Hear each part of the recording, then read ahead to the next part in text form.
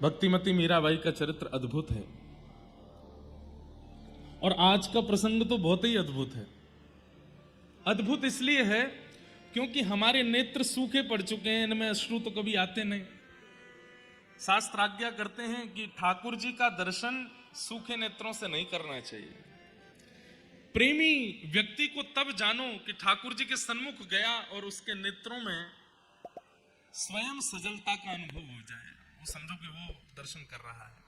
इसलिए आप लोग जगन्नाथपुरी जाएंगे तो वहां पे एक भाव का अनुभव करेंगे। आप अगर किए होंगे तो पता नहीं किए तो अब कब की बार होना चाहिए।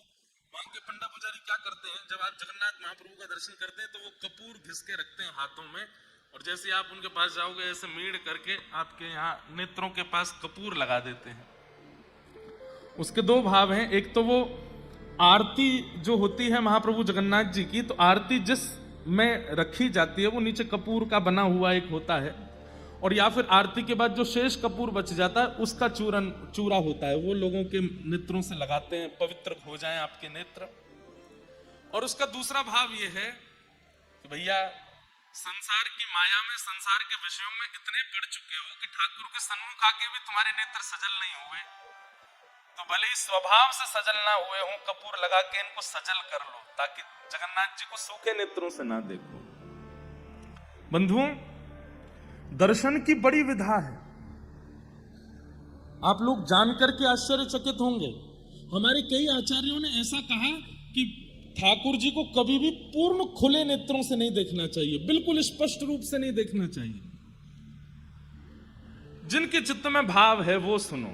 अब ऐसे तो भाई कैसे भी करो दर्शन होना चाहिए, पर मूल रूप से बड़े बड़े नेत्र खोल करके और बिल्कुल अपलक नेत्रों से बिल्कुल इधर उधर नहीं कर रहे हैं, देखे ही जा रहे हैं, ठाकुर जी को ऐसे नहीं देखना चाहिए। क्यों? और विशेष रूप से वृंदावन चंद, वृंदावन के लाला को तो नहीं देखना चाहिए, बाकी जहां भी देखो। क्यों? यशोदा मैया जैसे ही दर्शन खुले ना, यशोदा मैया दर्शनार्थी नहीं देखती रहे, कोई सो नजर तो नहीं लगा रहा हूं मेरे लाला को। कोई गोपी अगर टकटकी लगा के ठाकुर जी को देखती है तो मैया यूं कह दे, अरे ने घूंघट कर ले, ने टेर कर ले, कोई ओट ले ले, मात देख लाला को। उसके पीछे दो कारण है। पहलो कारण मेरे लाला को कहीं नजर नहीं लग जाए, और दूसरा कारण ठाकुर जी इतने कोमल हैं कि हम अपलक नेत्रों से और बिल्कुल स्पष्ट नेत्रों से ठाकुर जी को देखते हैं तो कहीं ठाकुर जी को हमारे तीक्ष्ण नेत्रों से श्रम ना हो जाए, उनको पीड़ा ना हो जाए। भाई नेत्रों के बाण धनुष बाण से ज्यादा तेज लगते हैं। कोई व्यक्ति अगर आंख पूरी खोल करके और बिल्कुल क्रोध में भर के आपको देख ले, और क्रोध में ना भी देखे, पूरी आंख खोल करके देख दे, आप खुद डर जाओगे। इसलिए ठाकुर जी को सदैव ओट से देखना चाहिए। कई माताएं आपको वृंदावन में ब्रजवासिनी माताएं दिखेंगी, वो ऐसे घूंघट कर लेंगी और फिर यहां से पल्लू भी ऐसे कर लेंगी और वहां में से ऐसे देखेंगी ठाकुर जी को। हमारी श्री राधा वल्लभी परंपरा में तो प्रत्यक्ष ठाकुर जी को देखने का विधान है ही नहीं। वहां तो यही है कि कोई झरों को रखो, वहां से ठाकुर जी को देखो, वहां कोई छेद हो, वहां से ठाकुर जी को देखो। क्यों?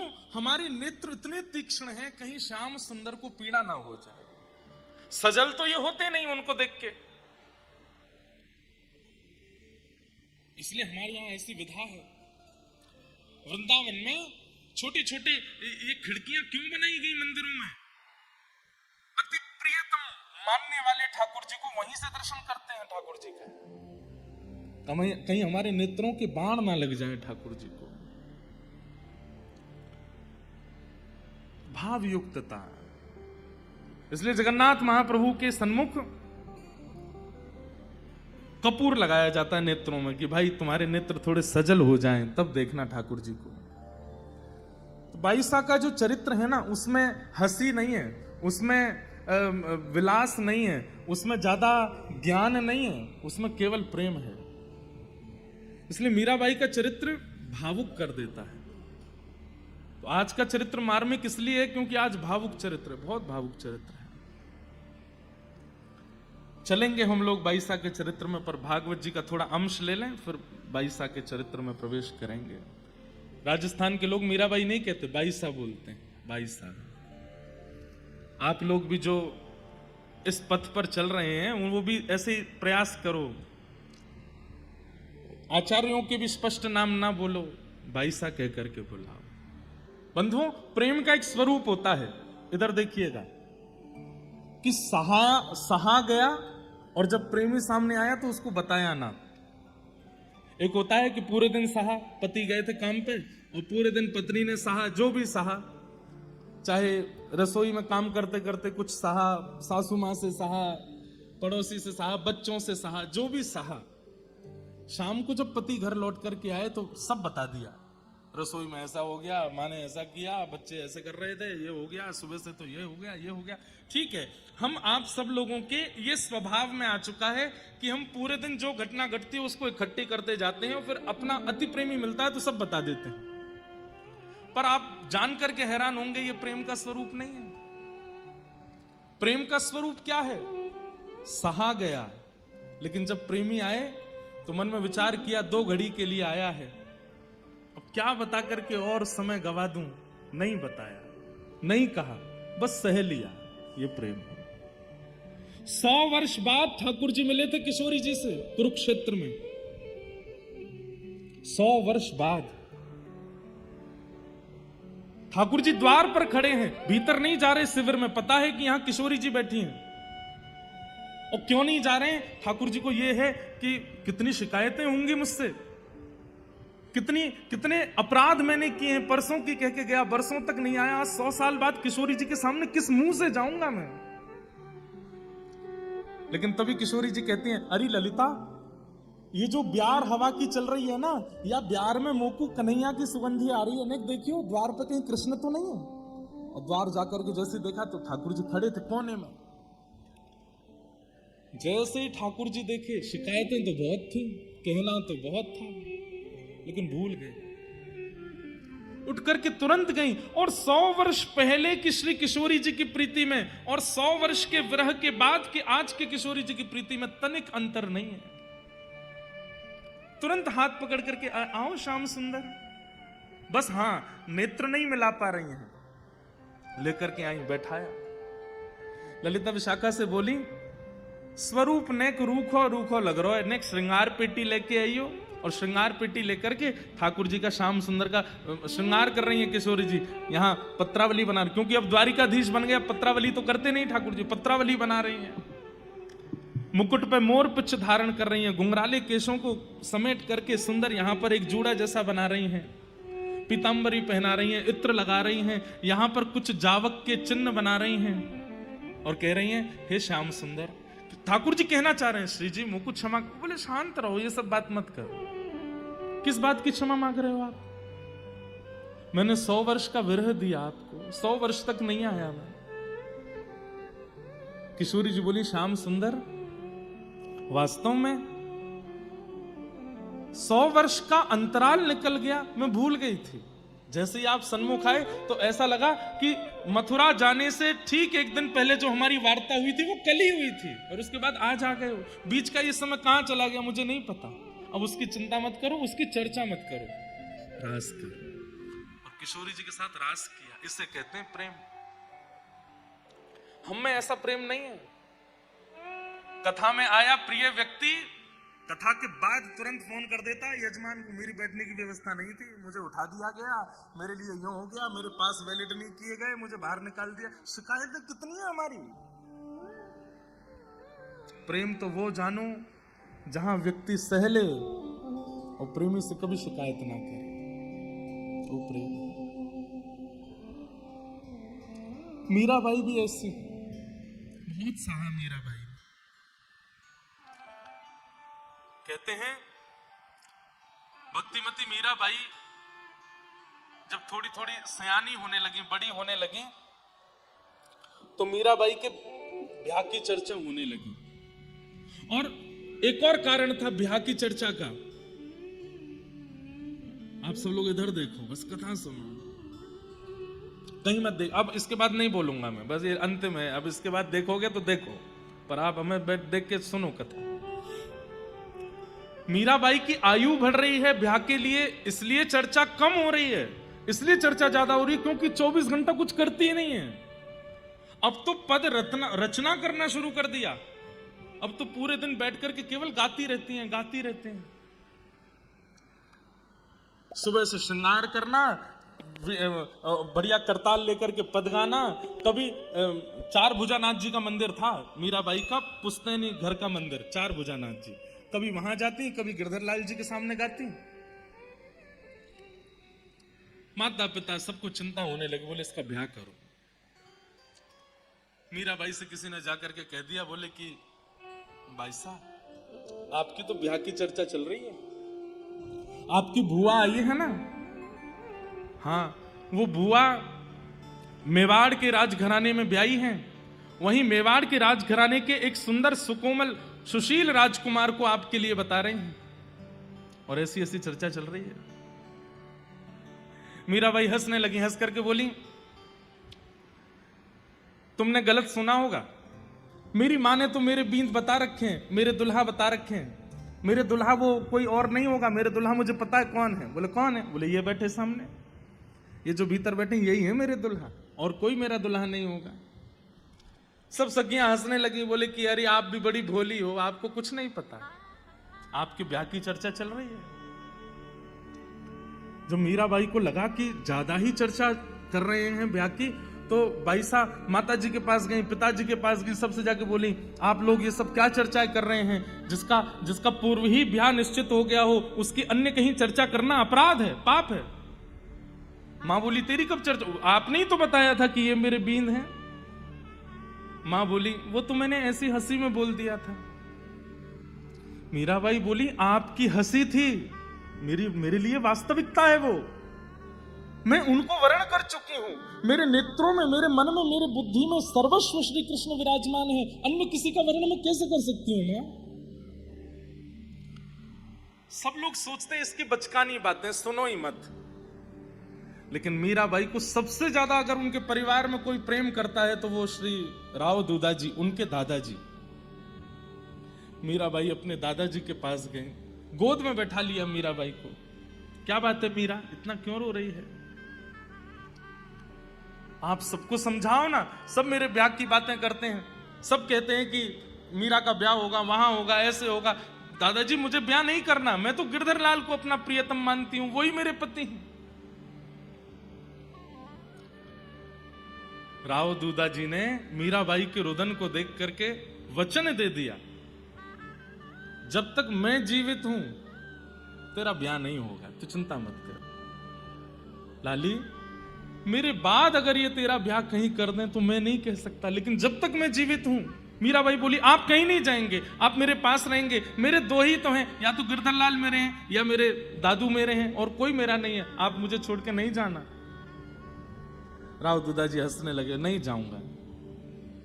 और राव दूधा जी ने पूरे परिवार को बुला करके कह दिया, मैं जब तक जीवित हूं, मेरी श्वास चल रही है, मीरा का ब्याह नहीं होगा। घर परिवार के लोग बोले, पिताजी आप कैसे हैं? अरे घर के बड़े लोग चाहते हैं कि हमारे बच्चों का ब्याह हो, उनका गृहस्थ आश्रम, आप कैसा निर्णय ले रहे हैं कि मीरा का ब्याह नहीं होना चाहिए? राव दूधा जी बोले, क्योंकि मीरा के अंतरंग रूप को तुम अभी जान नहीं पाए हो। वो किस भाव में रहती है, किस स्थिति में रहती है, उसको तुम अभी समझ नहीं पाए हो। मीराबाई प्रसन्न हो गई, बड़ी खुश है। और जब तक राव दूधा जी रहे, मीराबाई का ब्याह हुआ ही नहीं। ऐसा एक, बंधुओं आप लोग नहीं समझेंगे, लेकिन वो लोग जो भक्ति करना चाहते हैं और सब उनको रोकते हैं, लेकिन एक व्यक्ति उनको ऐसा मिल जाता है जिसके आश्रय में वो भक्ति कर पाते हैं। वो व्यक्ति उनके लिए ठाकुर जी से कम नहीं होता, जिसके कारण वो भक्ति कर पाते हैं। कई लोगों को व्यासपीठ से ऐसी उम्मीद होती है। कोई मुझे बोल रहा था, बोले महाराज जी आपको तो बहुत सेलिब्रिटी जैसी फीलिंग आती होगी, इतने लोग आपको पूछते हैं, इतने लोग आपकी फोटोज लेते हैं, आगे पीछे चलते हैं। मैंने कहा नहीं, जिम्मेवारी वाली फीलिंग आती है। क्यों? इतने लोगों ने आशा लगा रखी है हमसे कि हम उनको ठाकुर जी से मिला रहे हैं। हमारी एक भी गतिविधि, हमारी एक भी इच्छा, हमारी एक भी स्थिति उनके चित्त का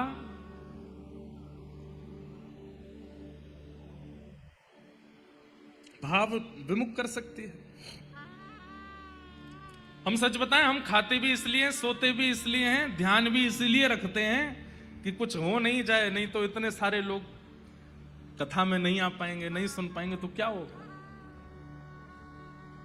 एक व्यक्ति जब ऐसी आशा उत्पन्न कर देता है जिसकी बातें, जिसके आश्रय में रहकर के आप भजन कर सकते हैं, वो व्यक्ति ठाकुर जी से कम नहीं लगता लोगों को।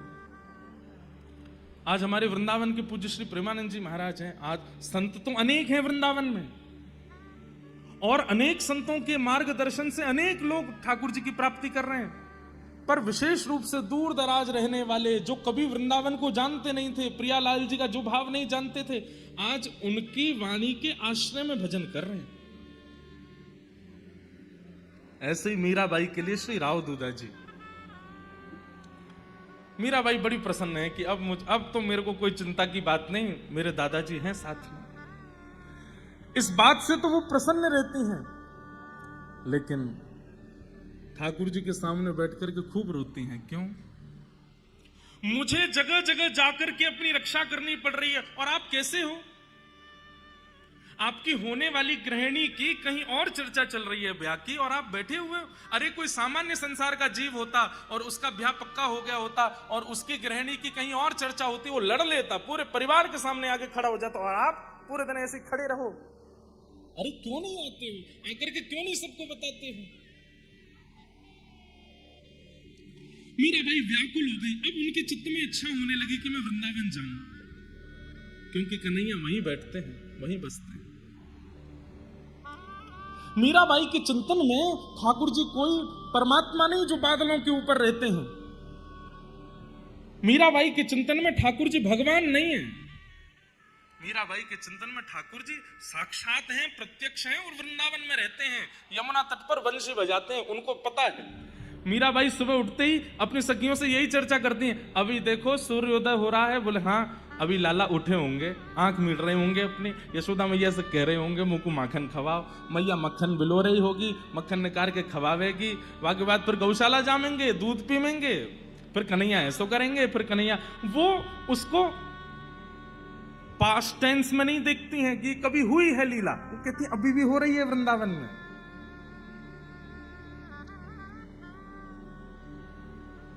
एक संत आए हैं मेड़ता में, मीराबाई चरणों में प्रणाम करते हुए कहते हैं मुझे वृंदावन जाना है, पर मेरी अवस्था इतनी बड़ी नहीं कि मैं वृंदावन जा सकूं। आप कुछ कृपा करो, मैं क्या करूं जिससे मेरा वृंदावन जाने का भाव पूर्ण हो। संत बोले वृंदावन तो ठाकुर जी श्री जी बुलाएंगे तो ही जा सकें। बोले मैं रोज तो कहती हूं पर मुझे बुला नहीं रहे हैं। तो वो संत ने एक युक्ति बताई, बोले मीरा तुम पत्र लिखा करो, और पत्र लिख करके वृंदावन जाने वाले, तुम्हारे यहां इतने संत आते हैं, कोई ना कोई वृंदावन जाता है, उनके हाथ अपना पत्र भिजवा दिया करो, वृंदावन तुम्हारा पत्र पहुंच जाएगा।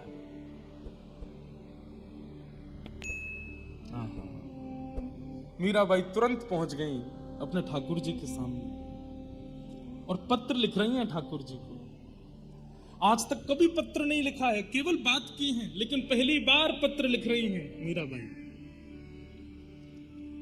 और जैसे ही पत्र लिखने के लिए बैठी हैं, एक के बाद एक खाली पन्नों को फाड़ती जा रही हैं। बस थोड़ी स्याही चलती है, उसके बाद फाड़ देती हैं। किसी ने पूछा इतने पत्र क्यों फाड़ रही हो, कुछ लिखती तो हो नहीं। तो किसी ने, मीराबाई ने किसी से कहा सामने बैठ के देख तो मेरी अवस्था। और सामने बैठ करके एक सखी देख रही है, तो मीराबाई की अवस्था क्या, वो जैसे ही पत्र लिखने के लिए कलम उठाती हैं, हाथ कांपने लगते हैं, नेत्रों से अश्रुपात होने लगता है, पूरा शरीर कंपायमान होने लगता है। यह भी प्रेम का स्वरूप है बंधुओं, कि अपने प्रियतम को चित्त में कितना प्रेम है ये बताने का प्रयास तो कर रहे हैं पर बता नहीं पा रहे हैं। मैं कहा करता हूं कि कोई व्यक्ति अगर आपके सामने ये बोल देता है कि मैं तुमसे इसलिए प्रेम करता हूं या मेरे प्रेम का कारण ये है, तो वो प्रेम नहीं है। प्रेम का कारण कभी बता ही ना पावे, कभी बोल ही ना पावे, बस उसके मुख को देख के पता चल जाए वो प्रेम है। बहुत मेरे को इतना प्रिय लगता है ये पद कि मैं बहुत कम गाता हूं कथाओं में, लेकिन मुझे ये सबसे प्रिय पद है मीराबाई का। पत्तियां मैं कैसे लिखूं, लिखी ही न जाए, पत्तियां मैं कैसे लिखूं, लिखी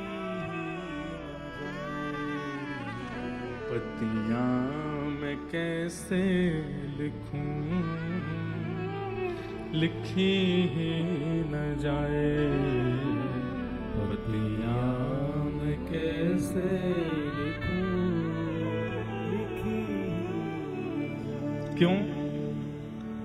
कलम धरत मेरो कर कांपत है, कलम धरत मेरो कर कांपत है, कलम धरत मेरो कर कांपत है, कलम धरत मेरो कर कांपत है। जैसे तैसे कुछ लिख भी देती हूं तो नैन रहे हैं झराए, नैन रहे हैं झराए,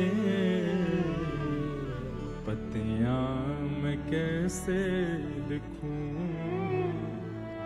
लिखी ही न जाए, पत्तियां मैं कैसे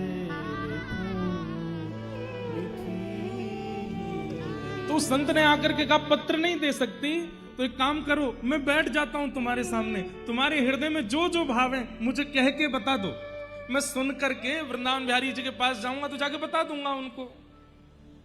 मीराबाई कहती है बात कहूं तो कहत न आवे, बात कहूं तो बात कहूं तो कहत न आवे, बात कहूं तो कहत ना क्यों?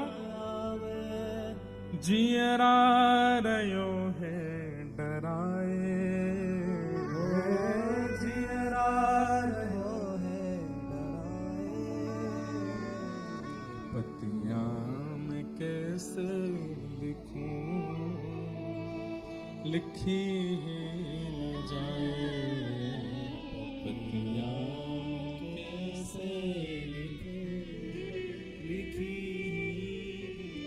तो फिर संत बोले अब मीरा तू ही बता मैं क्या करूं, तू लिख करके दे दी रही है, मुझे बात कुछ बता नहीं रही, तो मैं चलता हूं वृंदावन। नहीं नहीं रुकिए ना, आप अभी रुक जाइए ना, उनको कुछ तो बता दीजिए मेरे बारे में, मेरा कोई तो भाव उन तक पहुंचा दीजिए। संत बोले तू ही बता क्या भाव पहुंचाऊं।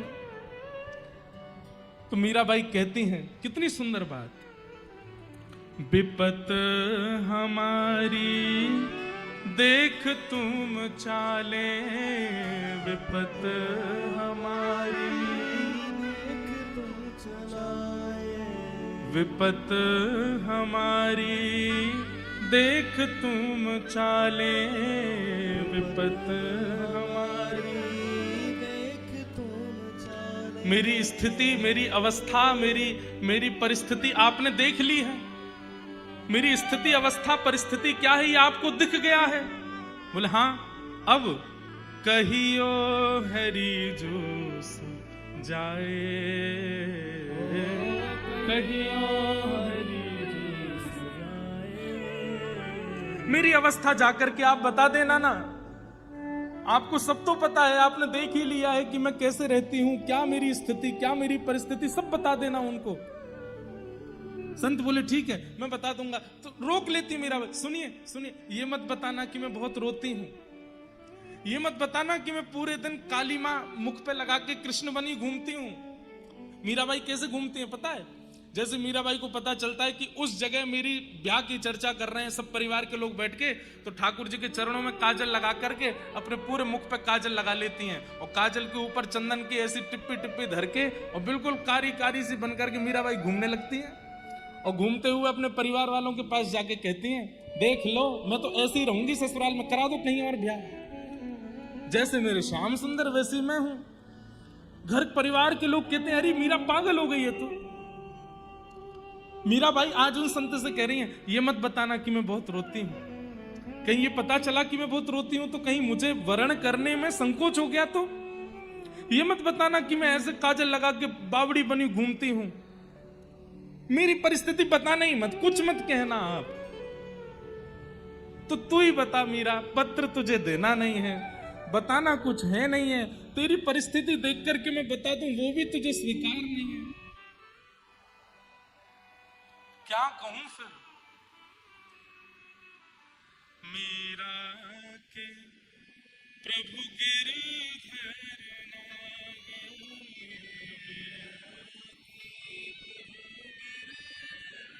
एक बात कह देना बस, मैं जैसी हूं, मेरी परिस्थिति जैसी है वो मुझ तक ही रहने दो, उनको मत बताना।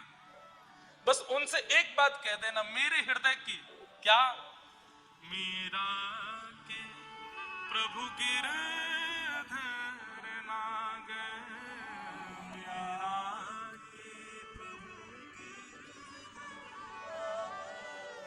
चरण कमल रखाए,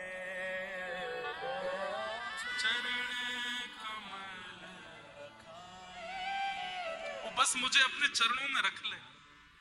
मेरी परिस्थिति, मेरी अवस्था, मेरी व्यवस्था, मेरा स्वभाव कुछ मत बताना उनको, मेरा विरह कुछ मत बताना। छोटे लाला हैं, डर जाएंगे वो, इतनी व्याकुल मेरी स्थिति है, ये सब आप उनको जाके बताएंगे वो चिंता करेंगे, मत बताइएगा उनको कुछ। बस एक बात कह देना, क्या राजस्थान में राव दूधा जी के परिवार की एक लाली है मीरा, उसको केवल अपने चरणों में वास दे दे और कुछ नहीं चाहिए।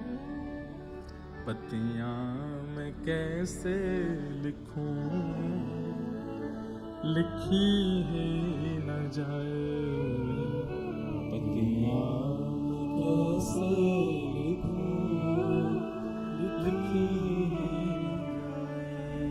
अरे कहां तक कहें, जो संत आते हैं ना मीराबाई के पास, वे अपना वृंदावन जाना 6-6 महीने तक टाल देते हैं मीरा की स्थिति देख करके, कि वृंदावन में भी वो सुख नहीं मिलेगा जो हमें मीरा की अवस्था देख करके मिल जाता है, मीरा की स्थिति देख करके मिल जाता है। सहना और कभी कहना नहीं, ये प्रेम का स्वरूप है। हम आप सब लोग ये नहीं जानते, और कहीं अगर हमने सहा भी और मन में विचार कर लिया कि कहना नहीं है, कहना नहीं है, कहना नहीं है, तो हम रह ही नहीं पाएंगे। हम इतने व्याकुल और इतने विचलित हो जाएंगे कि हमारे मुख से वो बात निकल ही जाएगी। सहना और कुछ ना कहना, ये प्रेम का स्वरूप है। मेरा उद्देश्य आप कहीं प्रताड़ना पे मत ले जाना, कोई और दूसरी चीजों पे मत ले जाना। सहना मतलब विरह, सहना मतलब अपने प्रियतम के, ठाकुर जी की स्मृति में जो विरह होता है उनको सहना, और कभी कहना नहीं। वो प्रेम है मीराबाई का ऐसा। मीरा के प्रभु गिरधर नागर, मीरा के प्रभु गिरधर नागर, चरण कमल रखाए, चरण कमल रखाए, पतियां मैं कैसे लिखूं, लिखी ही न जाए, पतियां मैं कैसे लिखूं, लिखी। इसी भाव के विषय में यहां पर कहा जा रहा है, इसी को कहते हैं परम धर्म। अहैतुक्य प्रतिहता ययात्मा संप्रसीदते। ठाकुर जी के प्रति ऐसी भक्ति जो अहेतुकी मतलब न विच्छिन्न होने वाली, न टूटने वाली, न कभी नष्ट होने वाली, चाहे जैसी परिस्थिति बन जाए, चाहे जैसी स्थिति बन जाए, सदा ठाकुर जी के स्मरण में रहे। वैसी भक्ति है मीराबाई की। सूत जी महाराज भागवत जी में यही सबसे पहला उपदेश देते हैं कि भक्ति का स्वरूप क्या है। एक बार ठाकुर जी अपनाए, उसके बाद चाहे जीवन में जैसी स्थिति आ गई हो, कभी शिकायत नहीं की गई। धर्म स्वनिष्ठितः पुंसाम विश्वक्सेन कथासु यः नोत्पादयेदधिरतिं श्रमेव हि केवलम्। कहते हैं ठाकुर जी की मधुर कथा, उसको सुनने में रुचि नहीं है, बाकी ठाकुर जी के संबंधी जितने कार्य हैं सब करने में रुचि है। परिक्रमा करवा लो, दर्शन करवा लो, प्रसाद पवा लो, नाम जप करवा लो, कीर्तन करवा लो, नृत्य करवा लो, गवा लो, लेकिन जैसे कहो कथा सुन लो, कथा नहीं सुनी जाती, नींद आती है, कथा नहीं सुनी जाती, बोर होते हैं, कथा नहीं सुनी जाती, मन नहीं लगता। तो आपके द्वारा किए गए बाकी जितने भी साधन हैं, वो साधन ठाकुर जी को स्वीकार नहीं है। अगर कथा से रति नहीं है, कथा से प्रीति नहीं। एक बात हमारी बहुत ध्यान से सुनिए, कथा नहीं सुनेंगे तो कीर्तन में जो जिसका कीर्तन किया जा रहा है उसकी लीला ही नहीं सुनेंगे तो उसके प्रति भाव कैसे जगेगा। कथा नहीं सुनेंगे तो परिक्रमा करने में भाव कैसे उत्पन्न होगा। कथा क्या है, भाव उत्पत्ति कराती है, और बिना भाव के चाहे आप जितने साधन कर लीजिए, उन साधनों का कोई मोल थोड़ी है, उन साधनों का कोई अभिप्राय थोड़ी है। साधन कर लिए 1000, लेकिन चित्त में भावना नहीं है ठाकुर जी के प्रति, उस साधन का क्या फायदा है।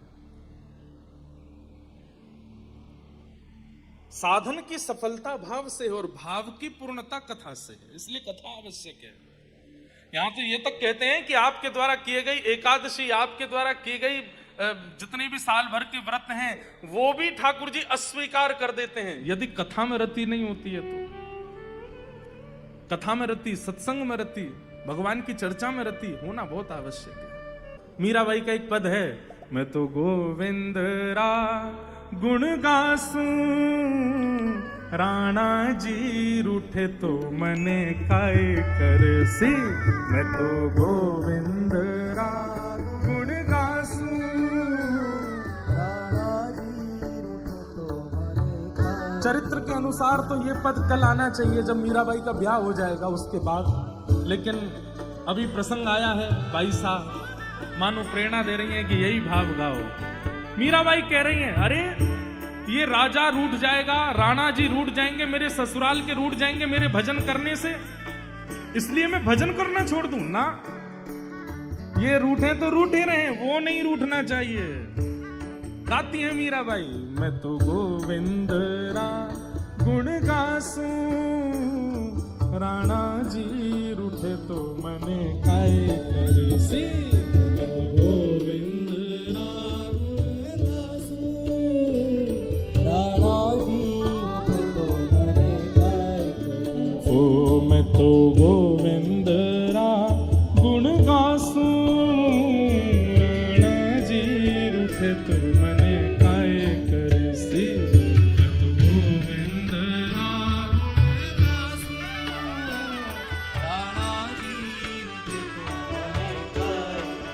हो चरणामृत रा नेम हमारा, चरणामृत रा नेम हमारा, चरणामृत रा नेम हमारा। चरणामृत रा नेम हमारा। मैं तो नित उठ दर्शन पासूं, मैं तो नित उठ दर्शन पासूं। हाँ, मैं तो नित उठ दर्शन पासूं, मैं तो नित उठ दर्शन पासूं। ओ मैं तो गोविंद रा गुण गासूं, राणा जी रूठे तो मने काय करसी। मैं तो गोविंद रा गुण गासूं, राणा जी रूठे तो मने काय। गोविंदा बोलो, हरि गोपाल बोलो,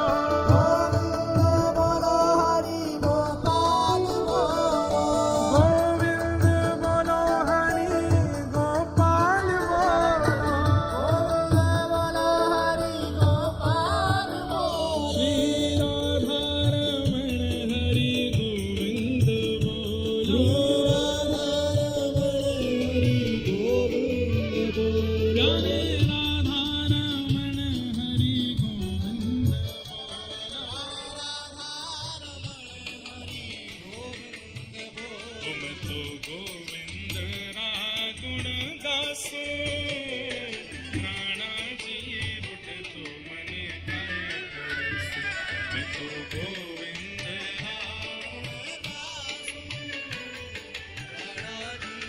प्यारे गिरधर लाल की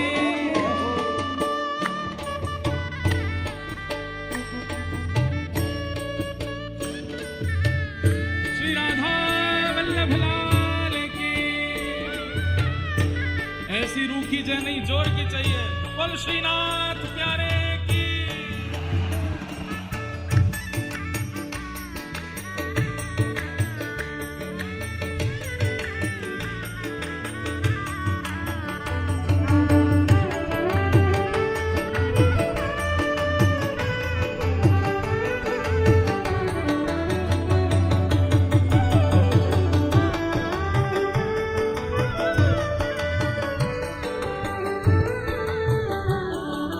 अरे ये 4-5 लोगों के रूठने की वजह से मैं भजन करना ही छोड़ दूं और वो जगत नियंता जगदाधार मुझसे रूठ गया तो ये रूठेंगे तो घर से निकाल देंगे वो रूठ गया तो ब्रह्मांड से निकाल के मैं जाऊंगी कहां मैं अपना कोई नियम नहीं छोड़ने वाली 1-2 लोगों की वजह से और सुनो एक तो चरणामृत रोज पीऊंगी हरिनाम रोज गाऊंगी और तीसरा मेरा नियम क्या है हाँ हरि मंदिर मां नृत्य करासा हरि मंदिर मां नृत्य करासा हरि मंदिर मां नृत्य करासा हरि मंदिर मां नृत्य करासा हे हरि मंदिर मां नृत्य करासा हरि मंदिर मां नृत्य करासा हरि मंदिर मां नृत्य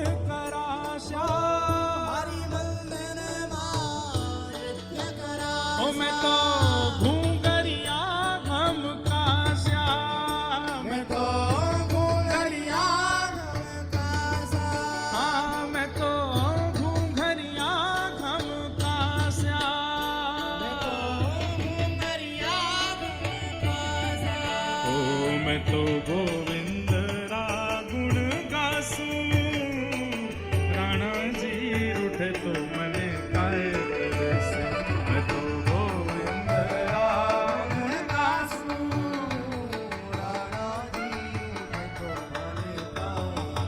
ओ मैं तो गोविंद रा गुण गासू राणा जी रूठे तो मने काय करसे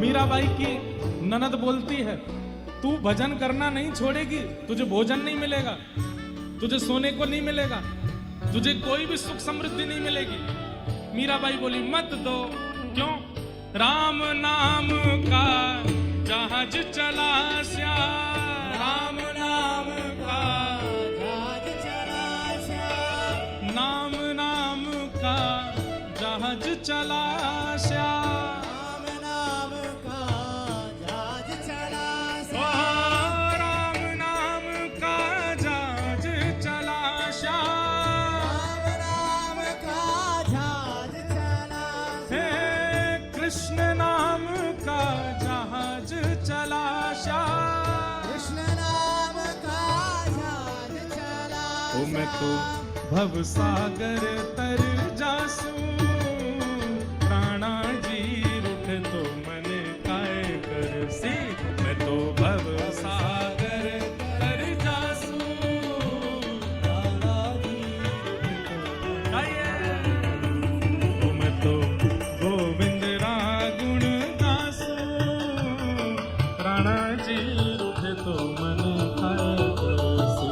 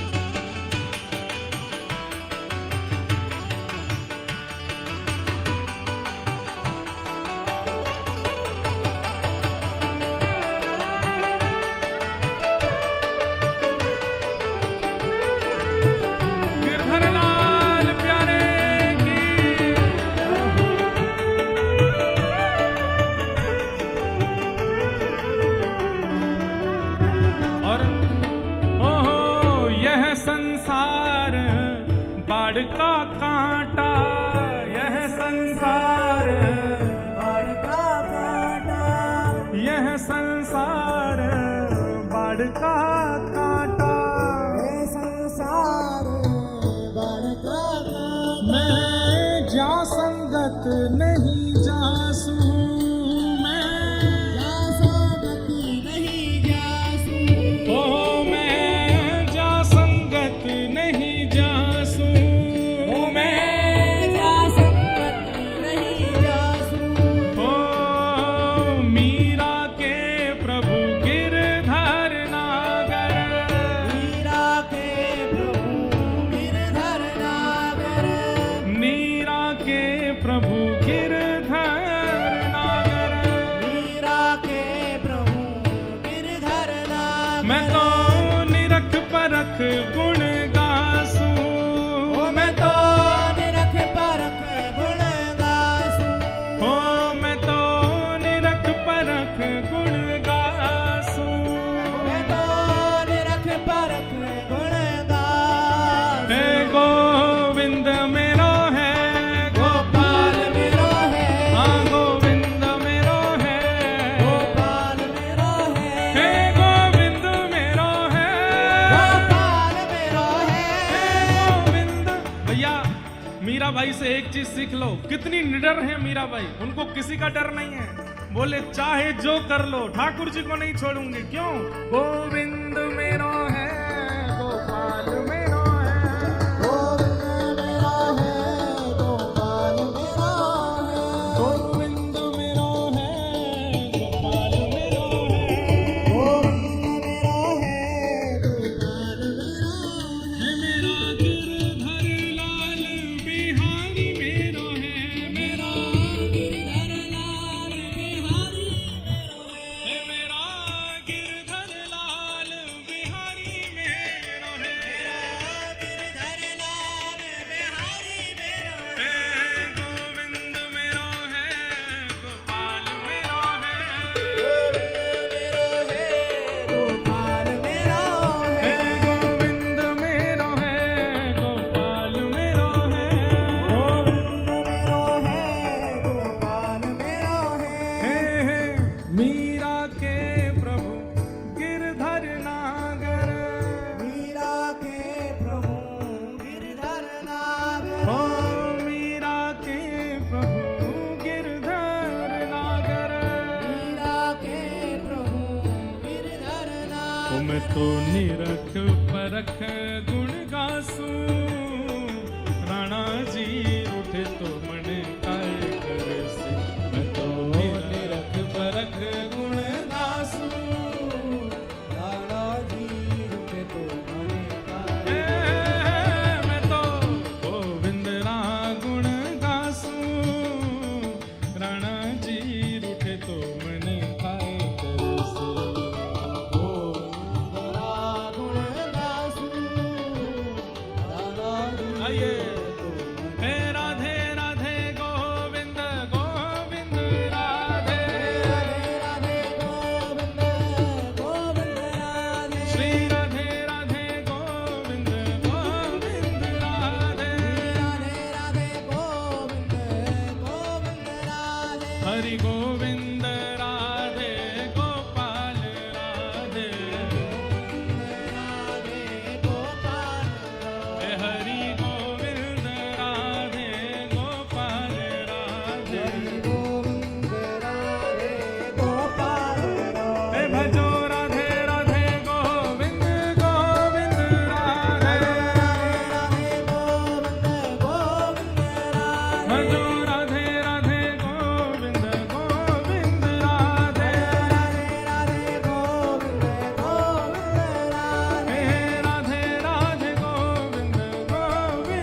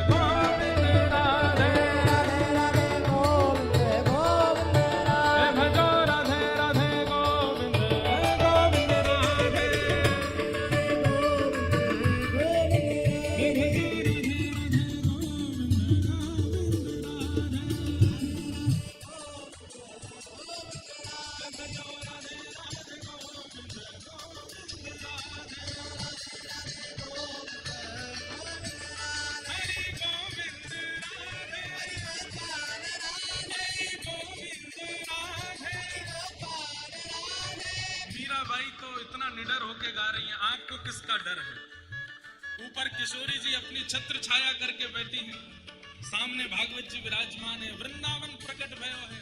बिल्कुल निर्भीक होकर के गाओ, पूरे स्वर में गाओ, गोविंद राधे हरि गोविंद राधे हरि गोविंद राधे भजो गोविंद राधे भजो राधे राधे गोविंद गोविंद राधे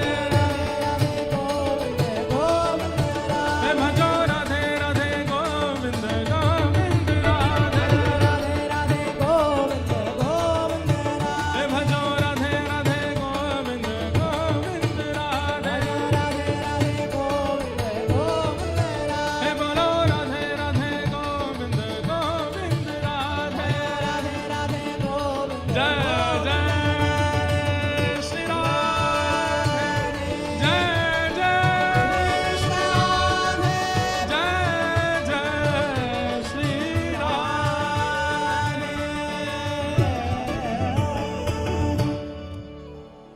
मैं तो गोविंद रा गुण गासूं, राणा जी रूठे तो मने काय करसी।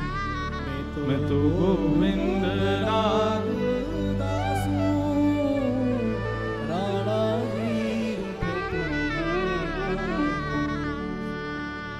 मीराबाई का ऐसा भाव, तुम बिल्कुल निर्भीक होकर के गाती हैं। बोले राणा जी रूठ जाए। राणा कौन था पता है? मीराबाई का देवर। कल की कथा में वो विस्तार आएगा उसका। तो धर्म, पाप, फल, बंधन, भय और मृत्यु के कारण से नहीं करना चाहिए। हम कम से कम हम लोगों को, हम प्रेम लक्षणा भक्ति के उपासक हैं, हम ठाकुर जी से प्रेम करते हैं, हमारी कोई इच्छा नहीं है उनसे। हमारी भक्ति तो कम से कम ऐसी हो कि हम इन पंच भावों से ठाकुर जी का भजन ना करें। हाँ, इतना कह सकते हैं कि जैसे फल की प्राप्ति में कई लोगों को संतान की कामना होती है, कई लोगों को उज्जवल भविष्य की कामना होती है। हर कामना के पीछे उद्देश्य ठाकुर जी हो। संतान ऐसी मिले जो वृंदावन से प्रेम करने वाली हो, ऐसे हमें पति मिले जो वृंदावन ले जाने वाले हो, ऐसी पत्नी मिले जो ठाकुर जी का भजन कराने वाली हो। इस कामना से अगर फल की कामना भी की जाए तो वो फल गलत नहीं है, वो भी उचित है। इस भाव से फल की कामना की जा सकती है। मीराबाई प्रेम से ठाकुर जी की सेवा करती हैं। बंधुओं, पहली बार मीराबाई को ठाकुर जी का दर्शन कब हुआ? सुनो, हर साल मीराबाई पूरे कल मैंने बताया था ना कि मीराबाई के ठाकुर जी जहां विराजते थे उसका स्थान का नाम क्या था? श्याम कुंज। श्याम कुंज में मीराबाई विराजमान रहती और मीराबाई के श्याम कुंज में प्यारे गिरधर लाल जी आनंद से विराजते। तो जन्माष्टमी का दिन था और मीराबाई 10 साल से जन्माष्टमी मनाती आ रही हैं। खूब प्रेम से मंदिर सजाती हैं, खूब अपना श्रृंगार करती हैं, लाल जी की जैसे विधि से पूजा सेवा होनी चाहिए सब करती हैं। लेकिन आज बाईसा सुबह से बहुत परेशान है, रूठी हुई है। तो सखियों ने पूछा कि आप इतनी निराश क्यों हैं? आप तो जन्माष्टमी का उत्सव इतने आनंद से मनाती हो, आज क्या हुआ? तो मीराबाई कहती हैं, हमेशा मैं ही मनाती रहूं, ये तो कभी आते नहीं, ये तो कभी आते नहीं है। अरे जब इतनी सजावट हम करते हैं, इतना प्रेम से हम श्रृंगार करते हैं, इतने भाव से हम सब व्यवस्था करते हैं, ये क्यों नहीं आते हैं? इनको भी तो आना चाहिए। तो किसी सखी ने कह दिया, आज पता नहीं क्यों मन में ऐसा लग रहा है भाई साहब, आज ये आएंगे, आज ये आएंगे। तो बाईसा का स्वभाव ऐसा है। और बंधुओं, हर प्रेम लक्षण भक्ति वाले का ऐसा स्वभाव हो जाता है, उसको किसी के द्वारा कहे गए शब्दों में छल कपट झूठ का अनुभव नहीं रहता। समझ रहे हैं? हमारी इतना सीधा हो जाता है प्रेम उपासी कि कोई व्यक्ति कुछ कह दे, उसको ये नहीं पता चलता कि ये छल में बोल रहा है, ये कपट कर रहा है या झूठ बोल रहा है। आप कहेंगे महाराज जी इससे अच्छा तो फिर प्रेम उपासक बनना ही नहीं चाहिए व्यक्ति को। जब उसको छल कपट और झूठ का ही पता नहीं चलता तो कोई भी छल करेगा, कोई भी कपट करेगा, कोई भी उसको झूठ बोल के बहला फुसला के उसके साथ कुछ भी गलत कर सकता है। हमारी बात सुनिएगा, व्यक्ति जब प्रेम मार्गी हो जाता है, प्रेम भक्ति पथिक का उपासक हो जाता है, तो उसके चित्त में स्वाभाविक दीनता आ जाती है। वो इतना सरल सहज हो जाता है कि कोई कुछ भी कह दे वो सब मान लेता है। ऐसे में आपको डरना इसलिए नहीं है क्योंकि उसकी पग पग पे फिर रक्षा ठाकुर जी करते हैं। जो अपने बुद्धि विवेक से अपनी रक्षा स्वयं कर लेता है कि मुझसे कोई छल ना करे, मुझसे कोई कपट ना करे, मुझसे कोई मेरे साथ कोई खिलवाड़ ना कर दे, अपने विवेक से इतना अपने आप को सुरक्षित करता हुआ चलता है, तो ठाकुर जी भी सोचते हैं विवेक ही है, बच ही लेगा खुद ही।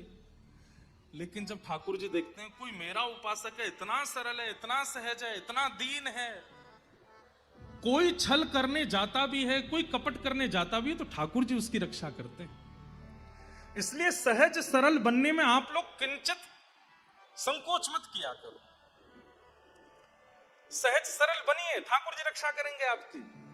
संसार आपका कुछ नहीं बिगाड़ पाएगा। कोई जीवात्मा आपके साथ कुछ ऐसा व्यवहार नहीं कर सकता जिससे आपको चिंतित होने की आवश्यकता हो।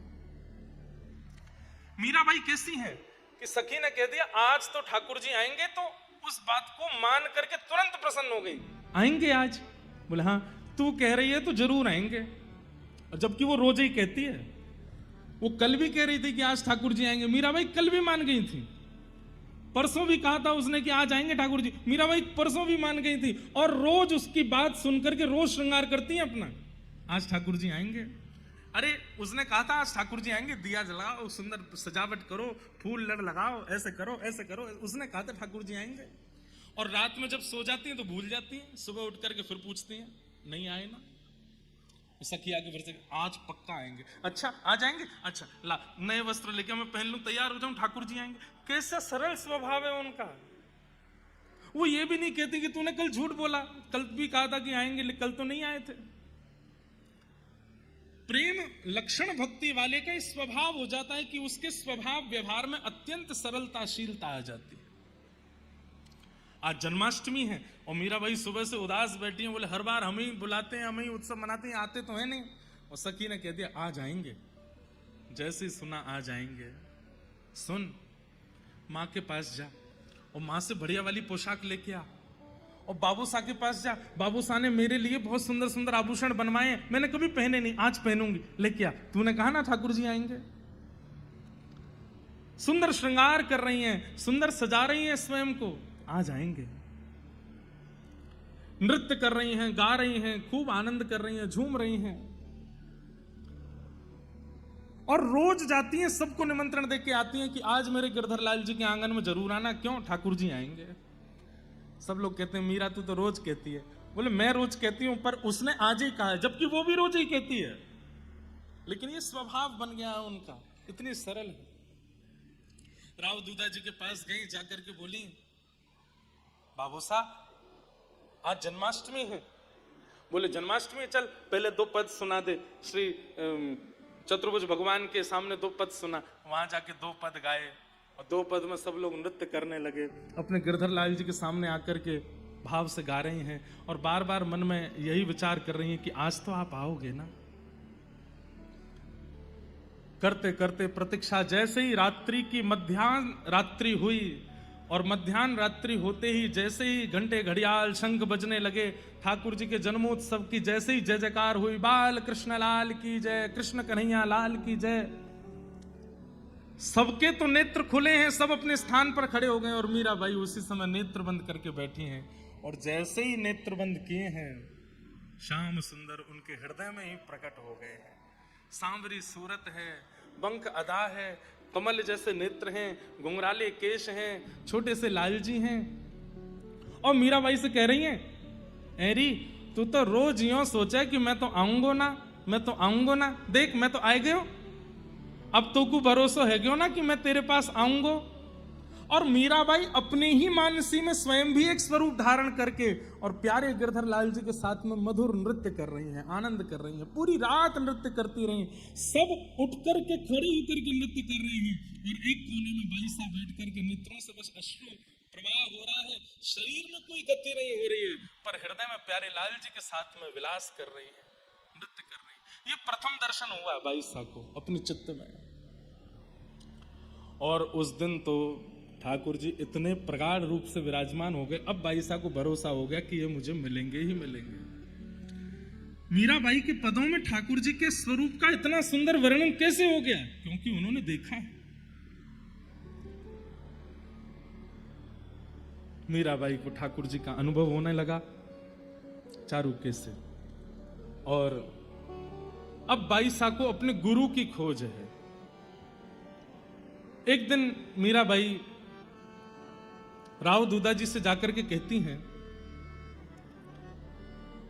मैंने कहीं कथा में सुना था कि भगवत प्राप्ति के लिए गुरु का होना जीवन में आवश्यक है। तो राव दूधा जी बोले, तेरे गुरु है ना निवृत्तिनाथ जी, उन्हीं को गुरु मानो। तो बाई साहब बोली कि वो तो मेरे शिक्षा गुरु हैं, उन्होंने तो मुझे शिक्षा दी है, मुझे दीक्षा गुरु चाहिए, मुझे दीक्षा गुरु चाहिए, मेरे जीवन में दीक्षा गुरु का आगमन हो। तो राव दूधा जी बोले, अब कहां से तेरे लिए गुरु खोजूं, तू बता। सब लोग बहुत ध्यान से सुनिएगा। मीराबाई अपने गिरधर लाल जी के सन्मुख गई और सामने जाकर के प्रण लिया कि रोज हमारे मेड़ता में संत आते हैं, कल जो भी पहले संत आएंगे मैं उन्हीं को अपना गुरु मान करके उनसे दीक्षा ले लूंगी, वही मेरे गुरु होंगे। और भगवान ने अनुग्रह करके ऐसा कहते हैं कि बाई साहब को रात्रि में स्वप्न आया और स्वप्न में ठाकुर जी महाभारत युद्ध में विराट रूप धारण करके अर्जुन को पूरा अपना रूप दिखाते हैं। सब ऐसा वर्ण, ऐसा बाई साहब को नित्य लीलाएं दिखती थी अपने स्वप्न में। और उसमें ठाकुर जी कह रहे हैं, कृष्णम वंदे जगत गुरुम, मैं पूरे विश्व का जगत गुरु हूं, मुझसे बड़ा गुरु कोई नहीं है। सुबह उठते ही मीराबाई हंसने लगी, बोले, लाला स्वप्न में आकर के मेरे गुरु छीन रहे हो, ऐसे बता रहे हो कि मुझे ये गुरु मान ले, लेकिन आप तो मेरे पति हो, आप तो मेरे प्रियतम हो, प्रियतम को मैं गुरु कैसे मानूं? वैसे तो प्रियतम गुरु है, पति गुरु ही है, लेकिन नहीं, मुझे आपकी प्राप्ति के लिए अन्य गुरु की आवश्यकता है। अब जो भी हमारे नगर में आएंगे मैं उनको गुरु मानूंगी। और उसी समय रैदास जी का आगमन हुआ। प्रथम संत के रूप में मेड़ता में रैदास जी आए। रैदास जी खबर जैसी पड़ी, मीराबाई गई, चरणों में प्रणाम किया, लेकर के राव दूधा जी उनको आए और मीराबाई ने कहा कि आप मुझे अब दीक्षा प्रदान करो। रैदास जी बोले, दीक्षा का ऐसा कोई क्रम तो मैंने कभी किया नहीं, लेकिन तुम्हारा संकल्प था कि जो पहले संत आएंगे उनसे मैं दीक्षा लूंगी। तो इस भाव से उन्होंने अपने गले की माला उतार करके बाई साहब को पहना दी और एक तारा दे दिया। एक तारा जो मीराबाई बजाती हैं, जो अनेक रूपों में स्वरूपों में दिखता है, और वो एक तारा दे दिया। बोले, ये तुम्हारी माला है मेरी तरफ से, इस पर केवल तुम ठाकुर जी का भजन करना। देव दत्ताम मिमाम वीणाम स्वर ब्रह्म विभूषिताम मूर्छयित्वा हरि कथाम गायमानश्चराम्य हम। बंधुओं, वीणा या तो ठाकुर जी ने नारद जी को दी है या रैदास जी ने मीराबाई को दी है। एक तारा दे दिया। अब तो मीराबाई को ऐसा साधन मिल गया, पूरे दिन उस एक तारे को बजाती हैं, ठाकुर जी के सामने मधुर मधुर कीर्तन गाती हैं, खूब भाव से नृत्य करती हैं। वहां पर रैदास जी ने एक पद भी गाया और उस पद में मीराबाई खूब नाची। तब से मीराबाई वो एक तारा लेकर के रहने लगी। अब वह घड़ी आई जिस घड़ी को मीराबाई कभी नहीं चाहती थी कि उनके जीवन में आवे। क्या? श्री राव दूधा जी की मृत्यु। मीराबाई के दादाजी, जिन्होंने कहा था कि जब तक मैं जीवित हूं मीरा का ब्याह होने नहीं दूंगा मैं, लेकिन ठाकुर जी कुछ भी हमारे अनुकूल रहने नहीं देते, बड़े खेलते हैं महाराज। जहां हमको लग रहा हो ना कि ऐसे चलने पर हमारा सब बढ़िया चलेगा, तो ठाकुर जी का भी स्वभाव है कि उसमें कुछ विपरीत किया जाए, अब थोड़ा सा इसके साथ खेला जाए। राव दूधा जी रात्रि में बीमार हो गए। सुबह जैसे ही मीरा बाई को पता चला, दौड़ करके गई। अपने दादाजी को अस्वस्थ अवस्था में देख करके बाई सा रोने लगी। मीराबाई ने अपनी गोद में अपने दादाजी का सर रखा। राव दूधा जी बोले, मीरा कीर्तन सुना, कोई पद सुना। और मीराबाई अपने दादाजी को पद सुनाती। और वो पद सुनते सुनते जैसे पद विश्राम हुआ, राव दूधा जी ने मीराबाई का हाथ पकड़ के कहा, मीरा अब मुझे पता चल गया है कि मेरे जाने का समय आ गया। मीराबाई बोली, आप ऐसा मत कहो, एक आप ही तो हैं जिनके कारण मैं इतनी निर्भीकता से भजन करती हूँ, अपने गिरधर की सेवा करती हूँ। आप जानते हैं ना दादाजी, आपके जाते ये परिवार के लोग सब मेरे साथ क्या करेंगे, ये मेरा विवाह कर देंगे। मैं बाध्य हूं, मैं अब इनको रोक नहीं सकता। मीराबाई खूब अपने गिरधर लाल के सामने जाके खूब उनको डांटती हैं, फटकारती हैं। बोले, खुद भी नहीं आते हो और मेरा जो है उसको मुझसे छीन भी रहे हो। स्वयं तो आते नहीं और जिसके आश्रय में मैं रहती हूं उनको मुझसे दूर क्यों कर रहे हो आप। दौड़ करके फिर गई राव दूधा जी के पास, तो जाकर के देखा, चार भुजानाथ गिरधरलाल, चार भुजानाथ गिरधरलाल, चार भुजानाथ गिरधरलाल, ये कीर्तन चल रहा था उनके मुख से। चार भुजानाथ इनके कुल के देवता हैं और गिरधरलाल मीराबाई के हैं।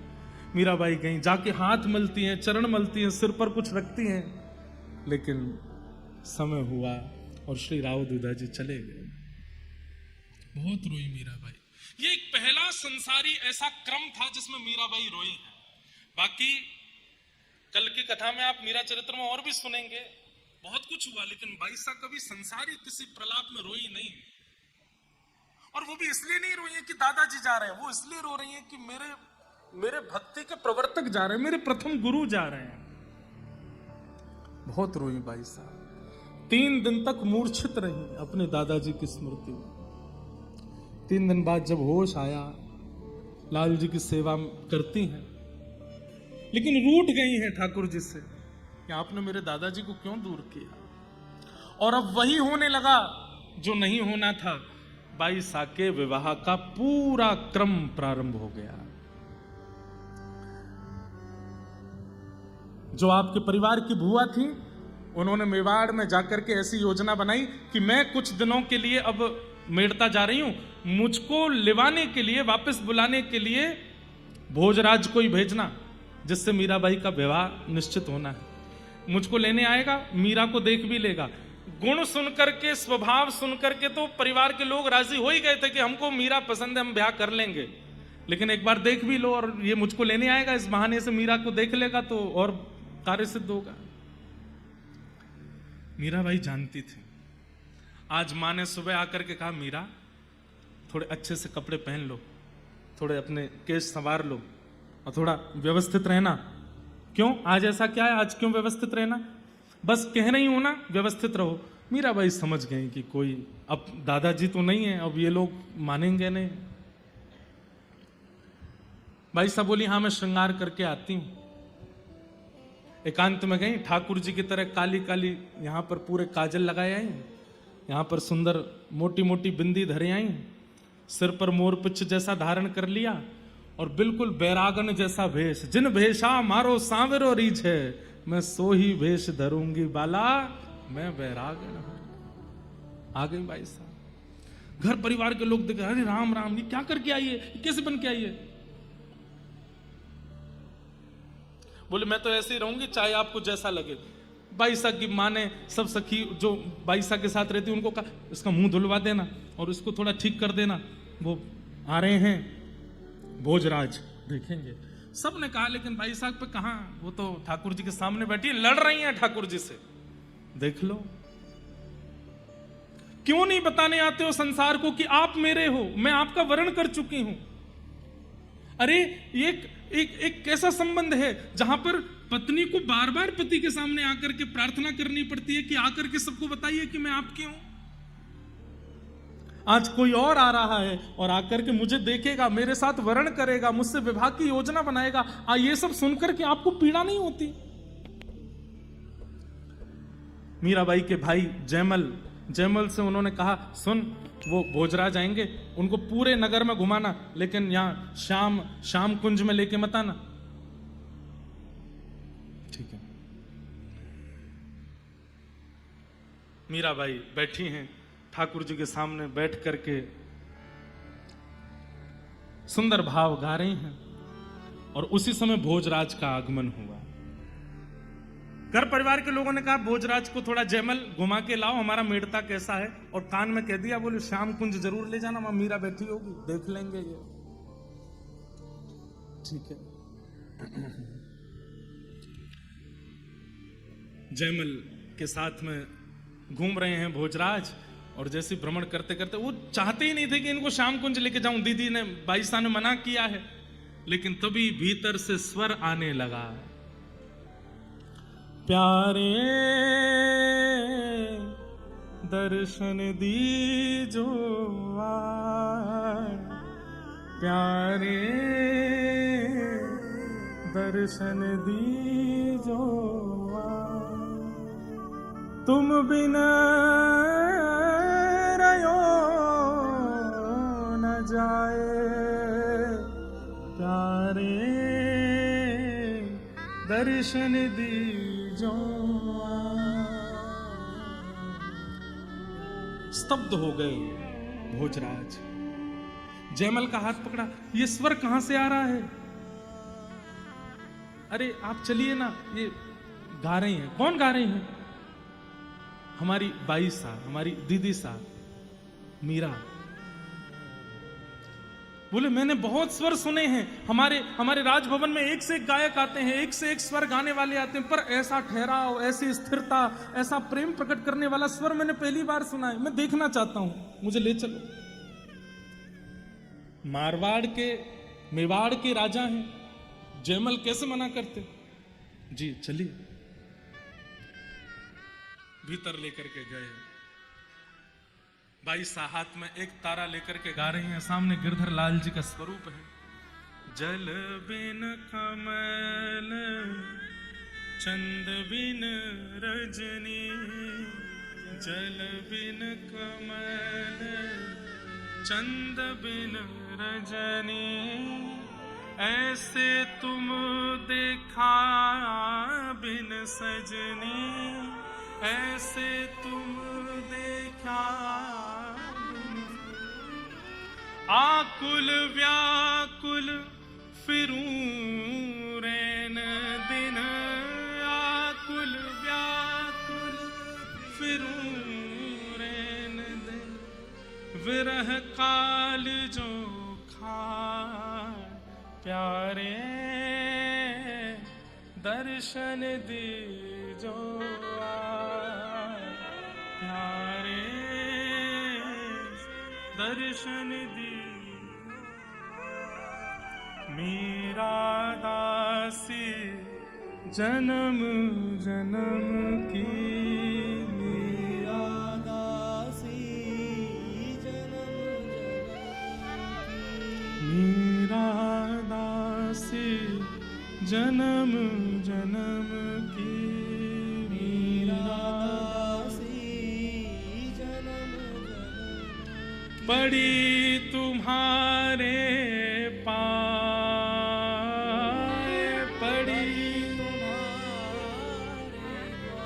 प्यारे दर्शन दीजो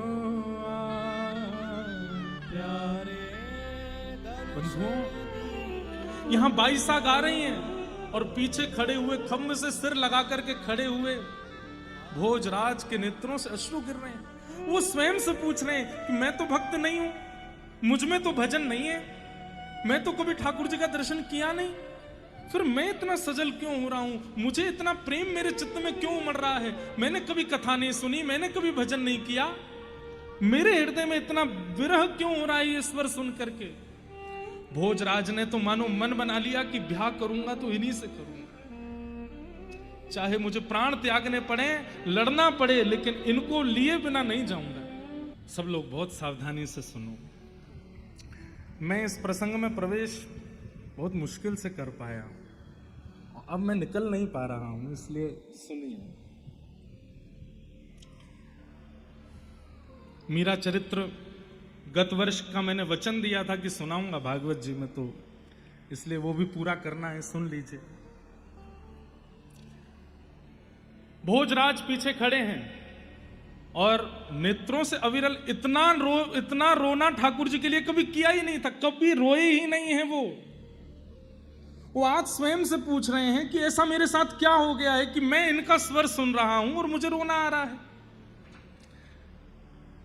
कहां मीराबाई चाहती थी कि वो मेरी भावना देख करके, मेरा भजन देख करके, मेरा स्वरूप देख करके वो भले मुझे छोड़ दें कि मैं तो उनके लायक ही नहीं हूं, लेकिन भोजराज, उनका चित्त भी पवित्र था, उन्होंने तो और मन बना लिया, बोले ब्याह करूंगा तो इन्हीं से करूंगा, अब तो चाहे जो हो जाए मैं इनका त्याग नहीं कर सकता। भाई साहब ने जैसे ही पद पूर्ण किया, पीछे से रुदन की सिसकानी की आवाज जब आई तो भाई साहब ने टेढ़ी नजर करके देखा, वो तो मुंह पे काजल लगा के बैठी थी, पूरा मुंह काजल से पोत के बैठी थी। जयमल कौन है? मेवाड़ के राजा भोजराज। मीराबाई ने कहा इधर आ, मैंने तुझसे मना किया था ना मत लेके आना, क्यों लेके आया? बोले मैं नहीं ला रहा था, आप इतने भाव से गा रही थी, उनको स्वर सुनाई दे गया तो फिर लाना पड़ा मुझको, अब मैं मना कैसे करूं? बोले अब हो गए दर्शन, ले जाए इनको यहां से, मुझे नहीं मिलना किसी से, मुझे नहीं देखना किसी को। अब मैं कैसे कहूं उनसे, वो हमसे बहुत बड़े राजा हैं दीदी, मैं कैसे कह सकता हूं उनको कि आप जाओ? अब जब तक खड़े रहेंगे। भाई साहब बोले तुझे तो बाद में देखूंगी मैं, और ठाकुर जी को बस क्रोध भरी नजरों से देखे, तुम्हारे सामने ही बात करूंगी, तुम्हारा सौत आया है। आपको कुछ चाहिए? भोजराज बोले आपने सब तो दे दिया, बस 2 मिनट आपसे चर्चा करना चाहता हूं। मैं तो चर्चा करती नहीं किसी से, मुझसे क्या चर्चा करेंगे, मुझे बोलना आता नहीं, मैं तो केवल गाती हूँ, और मेरा रूप देखो ऐसे पागल बनी घूमी रहती हूँ, ना मुझे वस्त्र पहनने का सहूर है, ना मुझे श्रृंगार करने का सहूर है, मैं कुछ नहीं जानती, मैं तो ऐसे ही रहती हूँ, मुझसे क्या बात करोगे आप? बोले कोई बात नहीं, मैं 2 मिनट बैठ लूंगा। बहुत सावधानी से सुनिए, भोजराज सामान्य नहीं है। कई लोग सोचते हैं कि राणा मीराबाई के पति हैं, नहीं, वो देवर हैं जिन्होंने प्रताड़ना की, जिन्होंने उत्पीड़ना दी। भोजराज बुरे नहीं है, भोजराज तो बहुत अच्छे हैं। राव दूधा जी के बाद यदि मीराबाई की भक्ति में कोई सहायक बने तो वो श्री भोजराज। आकर के बैठ गए, मीराबाई ठाकुर जी की ओर मुख करके बैठी और दूर एक खंभ से सिर लगा करके भोजराज बैठे।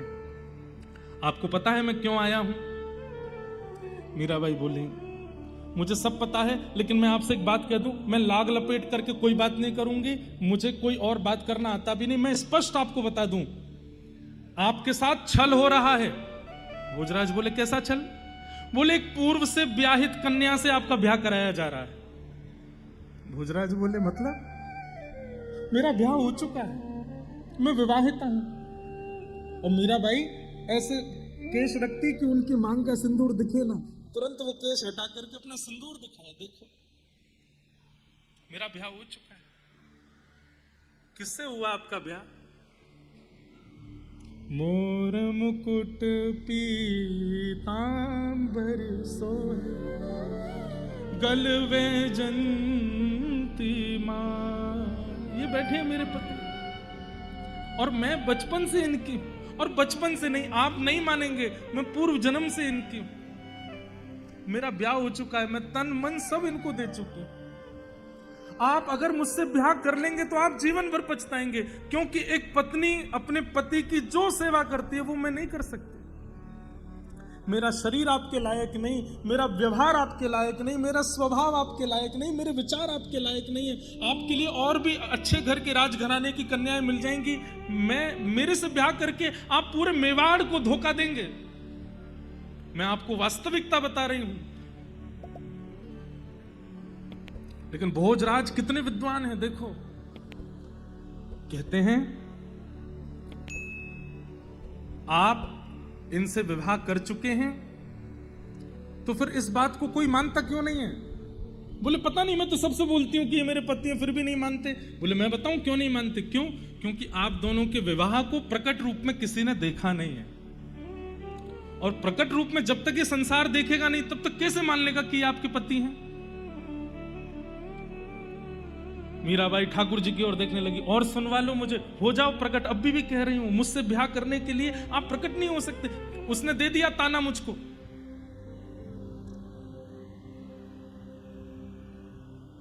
भोजराज कहते हैं, आप बिल्कुल धैर्यपूर्वक मेरी बात सुनिएगा।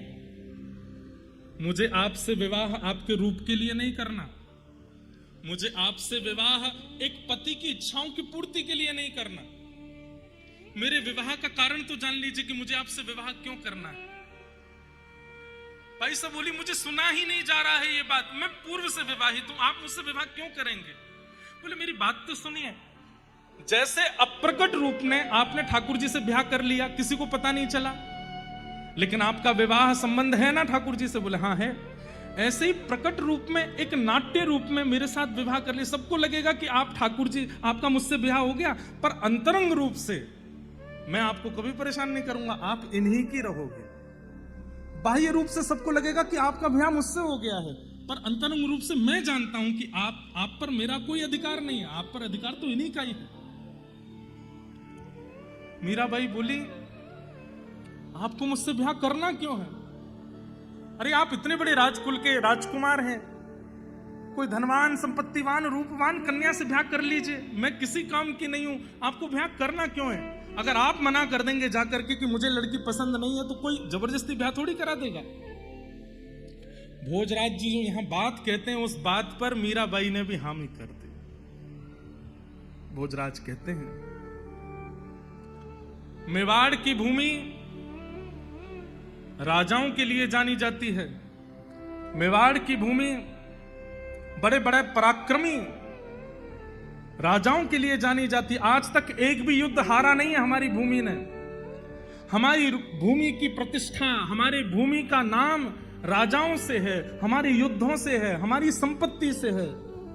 पर मैं चाहता हूं हमारी भूमि पर राजा तो बहुत आए, पराक्रमी तो बहुत आए, लेकिन आप जैसी एक भक्त आ जाए जिससे हमारी भूमि पवित्र हो जाए। आपके आगमन से हमारे यहां जो जो न्यौछावर हुए हैं राजा, उन सबको मुक्ति मिल जाए। आपकी चरण रज से अगर मेवाड़ पवित्र हो गया, तो आपके लिए हो सकता है ठाकुर जी भी आ जाएं वहां पर। और राजा भोज का यह संकल्प पूर्ण हुआ, मीराबाई की वजह से ही मेवाड़ में श्रीनाथ जी विराजमान हुए। आज श्रीनाथ जी वहां बैठे, गिरिराज जी से गए हैं। आप बिल्कुल निश्चिंत रहें, मुझे आपसे कोई कामना नहीं है, मेरी आपसे कोई अभिलाषा नहीं है।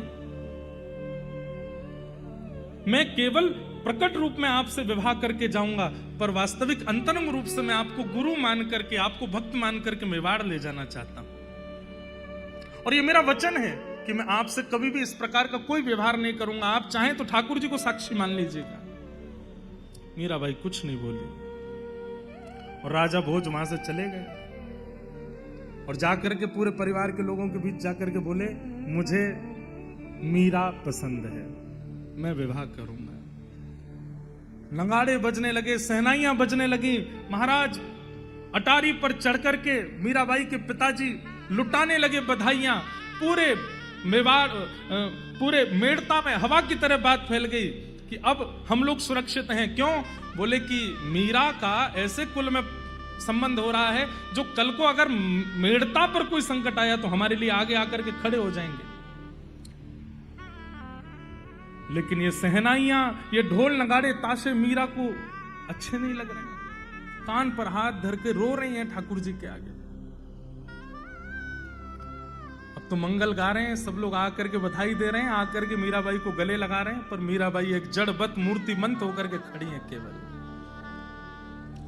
और ठाकुर जी से कह रही हैं कि अब तो कुछ करो, मेरा विवाह हो जाएगा किसी और के साथ, एक बार प्रकट हो जाइए, किसी रूप में एक संकेत सबको दिला दीजिए कि आप मेरे हो चुके हैं।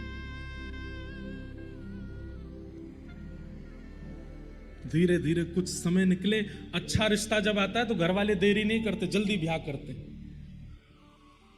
और एक सप्ताह के अंदर तो बारात लेकर के राजा भोज मेड़ता आ गए। आज बारात आने वाली है और मीराबाई अपने ठाकुर जी को देख रहे हैं। मैं प्राण क्यों नहीं त्याग रही, मैं जीवित क्यों हूं, मेरी श्वास रुक क्यों नहीं जाती है, मेरी आत्मा देह का त्याग क्यों नहीं कर रही है? क्योंकि अभी भी एक उम्मीद है कि आप आएंगे और आकर के मेरा वरण करेंगे, मुझे स्वीकार करेंगे।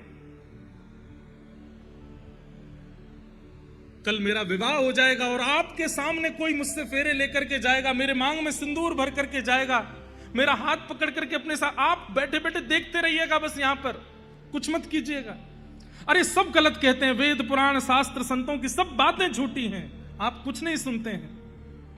आज तक नहीं माना था, पर आज मुझे भी पता नहीं क्यों ये अविश्वास हो रहा है कि कहीं आप मूर्ति ही तो नहीं हो, सुनते तो नहीं आप मेरी।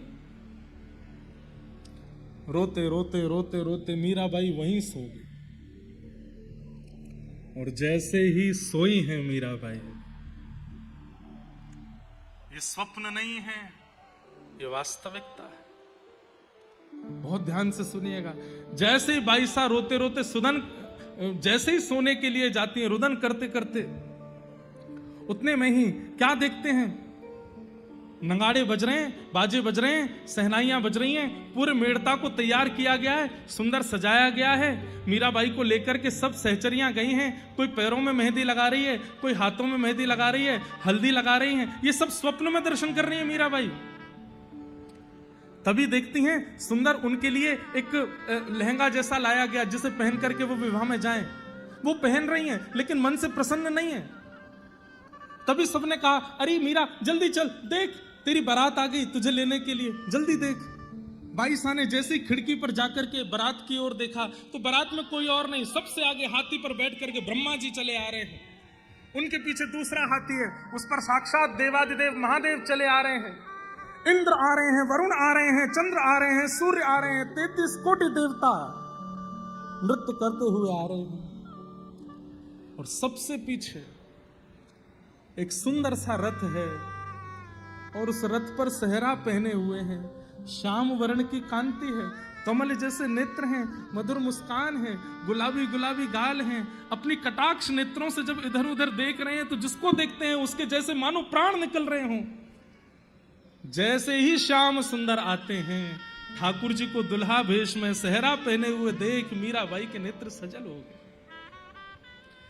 यहां नीचे से ठाकुर जी ऊपर की ओर देख रहे हैं, ऊपर से बाईसा देख रहे हैं, और तभी क्या देखती हैं कि बाईसा के माता पिता, वो जो तोड़न द्वार होता है वहां पर एक चौकी लगाई है, ठाकुर जी रथ से उतर करके आ रहे हैं। ये सब हमेशा स्वप्न में ही देखा है मीराबाई ने, आज उन्हें जैसे मानो प्रत्यक्ष दिख रहा है। वे सोचती थी कि जब मेरे बीन आएंगे तो मेरी माँ कैसे तिलक करेगी, मेरे पिताजी कैसे स्वागत करेंगे। ठाकुर जी एक चौकी के ऊपर खड़े हो गए हैं, सब सखियां मंगल गा रही हैं, ठाकुर जी सबको बधाई दे रहे हैं, माताएं सब बलैया ले रही हैं। मीराबाई का मन रूपी नृत्य कर रहा है, मयूर बार बार नृत्य करती है, फिर खिड़की पर आकर के देखने लगती हैं। ठाकुर जी इशारों कर रहे हैं, अरे अब जल्दी आजा, विलंब मत करे। ठाकुर जी मंडप में जाके विराजमान हो गए। सखियां सब मीराबाई को लेकर के जा रही हैं, एक एक पग आगे बढ़ा रही हैं।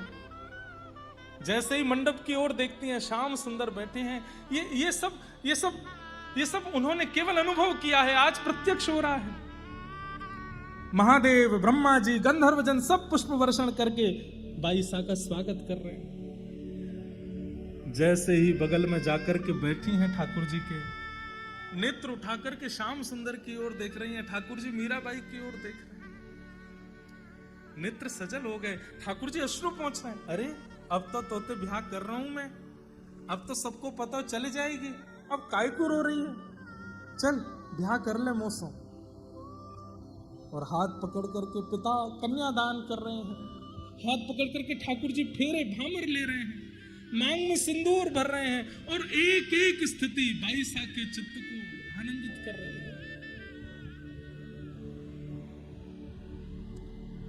ठाकुर जी अपने रथ में बैठा लेते हैं, मां रो रही है, सब मेड़ता के लोग रो रहे हैं। बाईसा खड़े होकर कह रही, अरे क्यों रो रहे हो? ऐसे पति से ब्याह होता जिसका कोई जीवन का पता नहीं तो रोना चाहिए था। अब तो मुझे ऐसे पति मिले हैं जिनसे मारो चुड़ लो अमर हो जाए। अब तो मेरे सुहाग सदा सुहागन रहूंगी मैं, ऐसी सुहागन को विदा करने में काय मत करो ना। अरे मां देख, तेरे जामाता, तेरे जमाई, तेरे दामाद सामान्य नहीं है, साक्षात मैं कहती थी कि ठाकुर जी मेरे होंगे, और ऐसा कहते हुए मीराबाई विदा हो गई। आप लोग सोच रहे होंगे ये तो स्वप्न है ना, पर नहीं। द्वार पर बारात आ गई है और मीरा का अभी तक कोई पता नहीं है। दौड़ती दौड़ती मां जाती हैं, ढूंढती हैं कहां है कहां है, और जैसे ही जाकर के कक्ष में देखा, बाईसा अपने बिस्तर पर हैं, मांग में सिंदूर भरा हुआ है, वही वस्त्र पहना हुआ है जो वस्त्र उन्होंने स्वप्न में चिंतन किया था। हाथों में अलग चूड़ियां पहनी हुई हैं, जो मेहंदी की रचना मेड़ता में करवाई गई वो मेहंदी नहीं है, कोई अलग मेहंदी है। ऐसी सुगंधी से पूरा कक्ष सुगंधित हो रहा है, जो सुगंधी आज तक मेड़ता में किसी ने अनुभव नहीं की। और बाईसा इतनी सुंदर लग रही हैं, कौन श्रृंगार करके गया है, ये वस्त्र किसने पहना है? इतना महंगा वाला वस्त्र बाईसा के ब्याह के लिए आया, वो तो एक तरफ रखा है, ये दूसरे वस्त्र किसने पहना दिए? और ये रात रात में मांग में सिंदूर, हाथों में हल्दी, पैरों में, कौन करके गया है? चीखने लगी, चिल्लाने लगी, सखियों को बुलाया, अरे द्वार पर बारात आ गई और देखो ये मीरा कैसे मांग में सिंदूर भर करके पड़ी है, उठाओ इसको, निलाओ। सखियों ने उठाया। बाईसा ने जैसे नेत्र खोले, नेत्र खोल करके आनंदित हो गई। मां ने कहा, कहां थी तू, और ये क्या करके आई है, कहां से पोशाक लेके आई है? बाईसा कहते हैं, माई माई सपनानु वरना दीनानाथ दीनानाथ।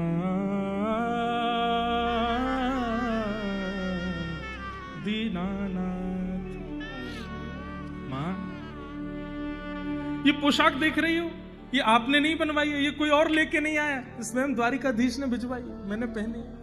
मेरे मांग का सिंदूर देख रही हो, रात्रि में आए थे और मुझसे विवाह रचा करके गए। मां, अरे ऐसी बात बनाती रहती है, किसी ने देखा तेरा विवाह? और ये पागलों किसी हरकत मत कर, द्वार पर बारात खड़ी है, तुझे विवाह के लिए मंडप में तैयार होके जाना है, ये सब बात मत कर। किसने देखा तेरा विवाह?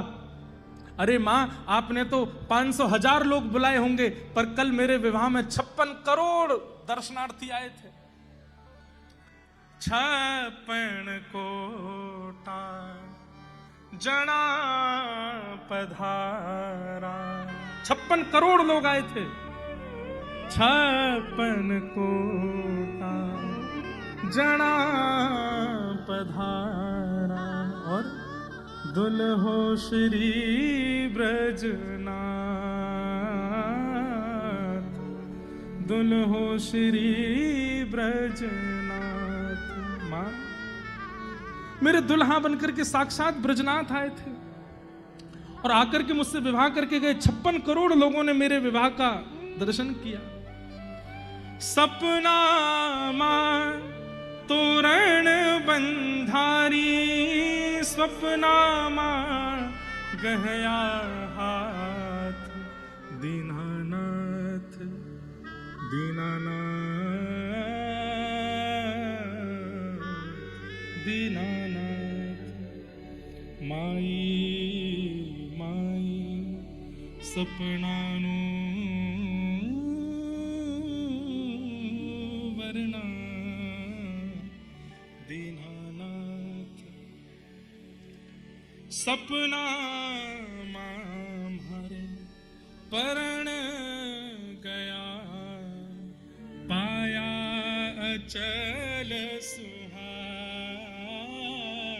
मां, मुझे आशीर्वाद दो। क्यों? अचल सुहाग मिला है, दुनिया की सबसे भाग्यशाली कन्या हूं मैं। ऐसा दामाद मिला है आपको, ऐसा पति मिला है मुझे जो अचल है, जिसकी मृत्यु कभी नहीं होगी। सपना मारे परण गया, पाया चल सुहाग। मीरा रो गिरधर मिलियारी, मीरा रो गिरधर मिलियारी, पूरब जन्म रो साथ, दीनानाथ दीनानाथ दीनानाथ। आश्चर्य तो बंधुओं वहां खड़े सबको होने लगा। ये पोशाक यहां कैसे आ गई, ये मांग में विचित्र प्रकार का सिंदूर, ये ऐसी अद्भुत सी सुगंधी, और मीरा का तेज कल कुछ था, आज एक अद्भुत तेज दिख रहा है। सखियां निनाने लगी, इसकी मांग का सिंदूर मिटाओ। मीराबाई बोली छेड़ना नहीं, मुझे स्पर्श किया है गिरधर ने यहां पर, ये स्पर्श में जीवन पर्यंत रखूंगी। अरे क्या सोचेंगे सब लोग, मांग में सिंदूर भर के कोई दुल्हन, कोई अविवाहिता बैठती है। मीरा बोली मैं छुपा लूंगी लेकिन इसे नहीं मिटाऊंगी। चरणों में गिर गई मां और चरणों में गिर के बोली मीरा तू हमारी लाज बचा ले, हमारी नाक बचा ले बस। मेड़ता छोटा सा एक गांव है, मेवाड़ के राजा बहुत बड़े हैं, यदि वे कोपित हो गए तो चढ़ाई कर देंगे। तुम्हारे पिता दुर्बल हो गए हैं, कैसे रक्षा होगी? अपने माता पिता के लिए विवाह कर लो, ऐसा मत करो। जब चरणों में गिरने लगी मां, तब मीराबाई कहती हैं मां अब अंतरात्मा तो कृष्ण ने स्वीकार कर ली है, अब देह का चाहे आप जो करो, मुझे उससे कोई मतलब नहीं। आपको चाहिए कि मैं आऊं मंडप में, मैं आऊंगी, जैसा श्रृंगार कहोगे करके। शरीर तो चाहे आप जिसको दे दीजिए, और शरीर के चाहे साथ चाहे जो होने दीजिए, मुझे उसकी चिंता नहीं है। और मीराबाई अपना श्रृंगार करती है, लेकिन मुख पर बिल्कुल भी अप्रसन्नता नहीं है, प्रसन्न मुद्रा में है। नए वस्त्र पहनाए गए, मांग का सिंदूर ढक दिया गया, हाथ में नए चूड़ा पहनाए गए, चुनरी उड़ा करके मीराबाई को लेकर के जा रहे हैं। अब तो साथ में रहने वाली सखियां भी रुदन कर रही हैं कि भाई साहब आप कर लेंगी ना, आप निभा लेंगी ना। बोले अब अरे विवाह के बाद मुझे थोड़ी निभाना है, मेरे पति निभाएंगे ना, श्याम सुंदर निभाएंगे। उन्होंने अपना वचन पूरा किया, उन्होंने मुझसे ब्याह कर लिया, अब शरीर चाहे माता पिता जहां भेज दे, मुझे इसकी चिंता नहीं। मंडप में भोजराज के बगल में मीराबाई को बैठाया, कन्यादान हुआ। बाईसा के एक अश्रु नहीं निकला है नेत्रों से, वो तो बस मंद मुस्कान है और बैठे हैं, वही चिंतन कर रहे हैं। भामर हो गए, सिंदूर दान हो गया, सब हो गया मीराबाई का, और विवाह भोजराज के साथ हो गया। विदाई का समय आया, सब लोग रो रहे हैं, मीराबाई रो नहीं रही।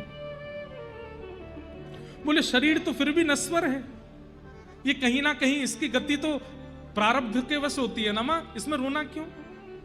मुझे तो प्रसन्नता इस बात की कि मेरा मन स्वीकार कर लिया है कृष्ण ने, आप चिंता मत करो।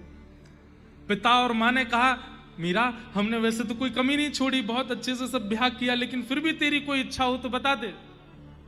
बोले एक इच्छा है। क्या? मेरे गिरधर मुझे दे दो, मैं उनको ले जाऊं अपने साथ, मंदिर से उठा लाओ मेरे ठाकुर जी को, मैं ले जाऊंगी अपने साथ, और कुछ नहीं चाहिए। मेरा धन, मेरा सर्वधन, मेरे प्राण वो है, वो दे दो बस मुझे। मीराबाई की मां बोली तू वहां भी यही सब नाटक करेगी? अरे तेरा पति हो गया है, अब तो ये सब मत कर। मां नाटक तो संसार में हर व्यक्ति कर रहा है, मैं अकेली थोड़ी हूं। मुझे और कुछ नहीं चाहिए आपसे, बस मेरे गिरधर मुझे दे दो। तो भोजराज जी आए और आगे आकर के बोले इनकी जगह मैं मांग रहा हूं, इनके जो गिरधर हैं वो आप प्रदान कर दो, हम दोनों उनकी सेवा करेंगे, आप उन्हें दे दो। मंदिर में गए हैं और मेड़ता के श्री गिरधर लाल उन्हें लेकर के आए और मीराबाई को दहेज रूप में गिरधर लाल प्रदान किए। अपनी गोद में गिरधर को लेकर के नेत्र बंद कर लिए, पूरा मेड़ता रोता रहा। मीराबाई ने एक अश्रु नहीं निकाला अपने नेत्रों से और ना किसी की ओर देखा, चली गई ब्याह रचा करके मेवाड़। अपने लाल जी को लेकर के श्री मीराबाई मेवाड़ चली गई। ऐसी भक्तिमती मीराबाई। और जीवन में क्या क्या कैसे कैसे अनुभव बाईसा को हुए हैं, पर यह सबसे प्रिय मुझे लगता है ठाकुर जी बंधुओं, स्वप्न को मिथ्या मत माना कीजिए। स्वप्न मिथ्या नहीं होता। हमारी चित्तवृत्ति में जो विचारधाराएं दिन भर चलती रहती हैं, जैसा हम अन्न पाते हैं, जैसे लोगों का हम संग करते हैं, जैसी विचारधाराओं में हम पूरे दिन रहते हैं, रात्रि के स्वप्न में वैसे ही विचार उत्पन्न होते हैं। याद रखिएगा, स्वप्न दर्शन, अनुभव दर्शन और प्रत्यक्ष दर्शन, ठाकुर जी की 3 दर्शन की विधा है। यदि ठाकुर जी ने आपको दर्शन देने के लिए चुना तो सबसे पहले दर्शन स्वप्न में ही होगा, और किसी को स्वप्न में दर्शन नहीं हुआ उसको प्रत्यक्ष हो जाएगा, ऐसा हो नहीं सकता। ठाकुर जी पहले स्वप्न में आते हैं। इसलिए हमारा भजन सुधर रहा है, हमारा नाम सुधर रहा है, हमारी भक्ति सुधर रही है, इसका प्रमाण आपको एक दिन आपके स्वप्न में मिलेगा। व्रज का दर्शन, व्रज संबंधी यमुना रज का दर्शन, व्रज के आचार्यों का दर्शन, व्रज के रसिकों का दर्शन, व्रज की गलियों का दर्शन, व्रज के ठाकुर का दर्शन, किसी भी रूप में व्रज दर्शन हो, ये प्रथम संकेत है। किसी से कहिएगा नहीं और प्रयास कीजिएगा कि बार बार ये भाव उत्पन्न हो। एक दिन उसी व्रज निकुंज में श्याम सुंदर प्रकट होकर स्वप्न में ही अनुभव कराएंगे। और जिस दिन स्वप्न में ठाकुर जी का अनुभव हो जाए, मुख बंद कर लीजिएगा, किसी को मत बताइएगा, फिर बस प्रतीक्षा कीजिएगा, क्योंकि अब स्वप्न के बाद प्रत्यक्ष होगा, आएंगे ठाकुर जी। स्वप्न दर्शन प्रथम सीढ़ी है, और मीराबाई ने उस स्वप्न दर्शन की सीढ़ी को पार कर ली। विवाह करके 22 साल मेवाड़ चली गई हैं, और फिर मेवाड़ में जाकर के वहां जो जो परिस्थिति स्थिति प्रकट हुई है वो सब हम कल के प्रसंग में सुनेंगे। अभी भी ऐसा नहीं है कि संकट या पीड़ा बाईसा के जीवन में नहीं है। एक बात याद रखिएगा, स्वयं को भक्ति पथिक मानते हैं तो ये बात याद रखिएगा, चैन से नहीं बैठ पाओगे, कुछ ना कुछ होता ही रहेगा जीवन में। थोड़ी बहुत तो ठाकुर जी कुछ ना कुछ लीला करते ही रहेंगे। बाईसा के जीवन से भले ही राव दूधा जी चले गए, लेकिन उनके जीवन में भोजराज आ गए। और अब कल से बाईसा के ससुराल पक्ष में कैसी लीला हो रही है वो सुनेंगे। और कल कथा में नंदोत्सव भी होगा। भागवत जी का तो केवल हम स्पर्श मात्र कर पा रहे हैं, लेकिन मेरा भाव था कि मैं स्वच्छंद मीरा चरित्र ना कहूं, भागवत जी युक्त होकर के कहूं। बाईसा अब जा रही हैं, गोद में गिरधर लाल हैं और बस गाती जा रही हैं, प्राण हमारा वहाँ बसत है, प्राण हमारा वहाँ बसत है, प्राण हमारा वहाँ बसत है, प्राण हमारा वहाँ बसत है। यहाँ तो खाली खो, यहाँ तो खोड़ माने शरीर। खो। मीराबाई दुखी नहीं है, विवाह के बाद वो यही गा रही हैं कि अब तो शरीर करेगा जो भी कर रहा है, मेवाड़ जाके प्राण तो मेरे ले गए ठाकुर जी अपने साथ। ओ मात पिता परिवार सोई है, मात पिता परिवार सोई है, ओ मात पिता परिवार सोई है, मात पिता परिवार सोई है। कहिए तिनका तोड़ भला कहिए तिनका तो, हाँ भला कहिए तिनका तोड़, भला कहिए तिनका तो। अरे हाँ मैं बैराग होंगी, मैं बैराग होंगी, मैं बैराग होंगी, मैं बैराग ओ बाला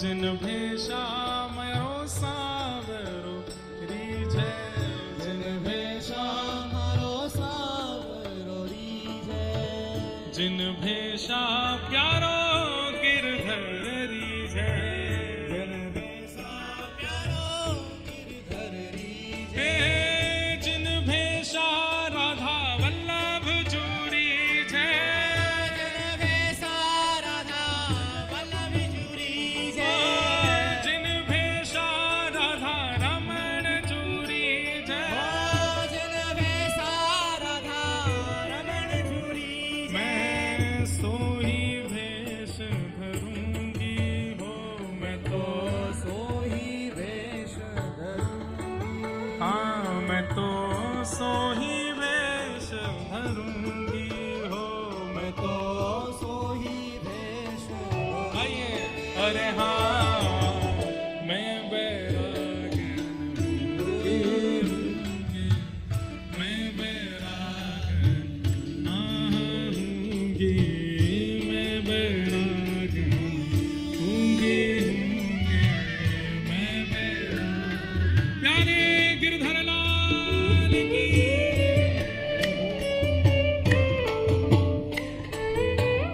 करताल बजा के गाओ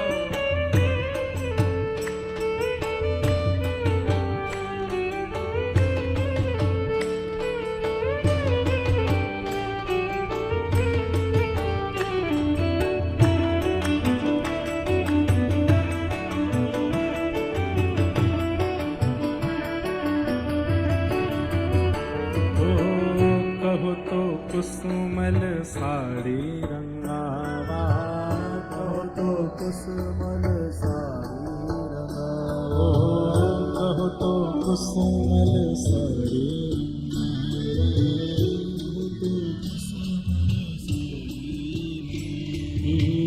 कहु तो भगवान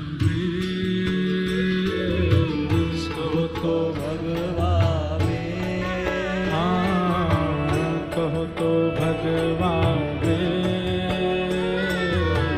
कहो तो भगवावे ओ कहो तो मोतियन मांग भरावा कहो तो मोतियन नाम भरावा कहो तो मोतियन मांग भरावा कहो तो मुनिया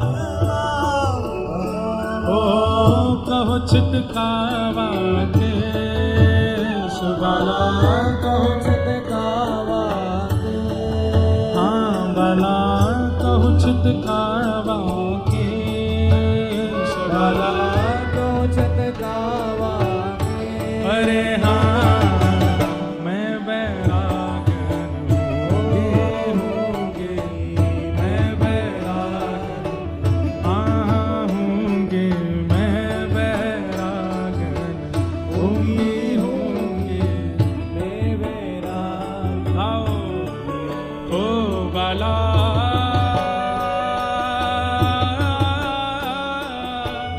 मैं बैरागन हूँगी मैं बैरागन मैं बैरागन हाँ हूँगी मैं बैरागन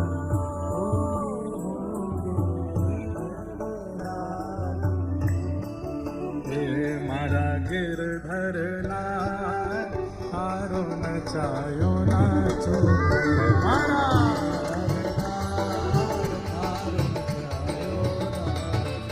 हे मारा गिरधर लाल हारो नचायो नाचो रे मारा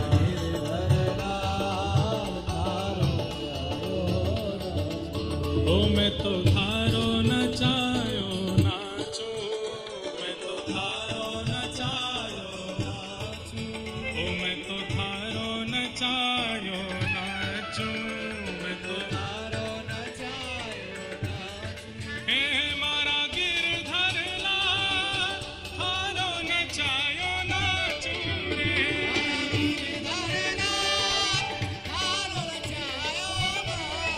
हे मारा नटराजा थारो नचायो नाचो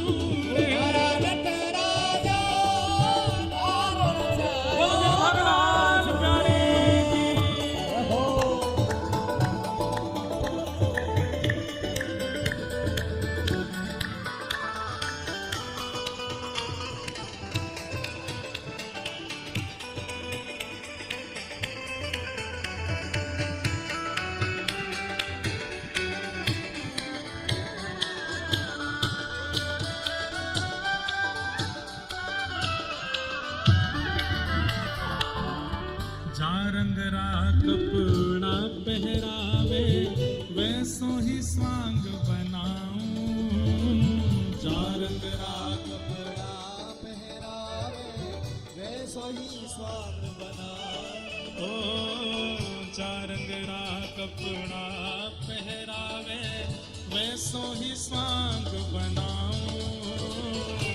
रंगना कपड़ा पहरावे वैसो ही स्वांग बनावे। ओ जैसो बोल बुलावे मुख सो, जैसो बोल बोलावे मुख सो, जैसो बोल बुलावे मुख, जैसो बोल बोलावे मुख सो। वैसी ही बात सुनाऊं सुनाऊं। मारा गिरधर लाल थारो नचायो नाचू रे। मारा गिरधर लाल थारो नचायो नाचू रे। हे मारा गिरधर लाल थारो नचायो नाचू रे। मारा गिरधर लाल थारो नचायो नाचू रे। हे मारा नटराजा थारो नचायो नाचू रे।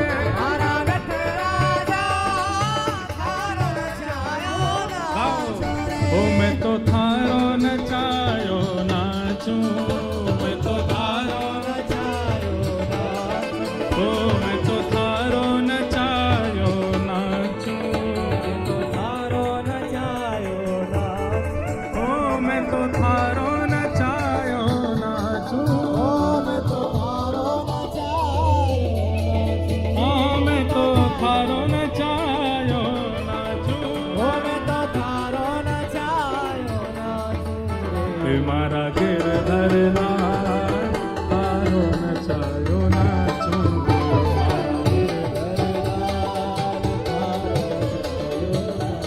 हे मारा गिरधर लाल थारो नचायो नाचूं रे। मारा गिरधर लाल थारो नचायो नाचू। वृंदावन बिहारी लाल की।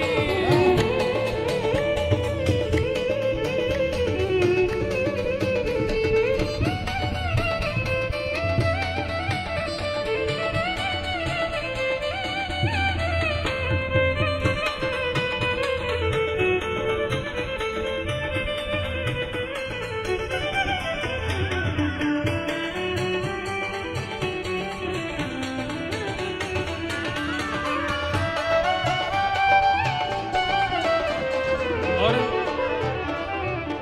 घर का प्राणी कहाँ न माने, मन मन खुशी मनाऊं। घर का प्राणी बहाना वाले मन मन खुशी मना। को घर का प्राणी कहाँ न माने, मन मन खुशी मनाऊं। घर का प्राणी कहा ना माने मन मन खुशी मना। ओ मैं तो मन मन खुशी मनाऊं। मैं तो, हाँ मैं तो मन मन खुशी मनाऊं। मैं तो, खुशी मना। और हे थारे इस मंगल विधान में, हाँ थारे इस मंगल विधान में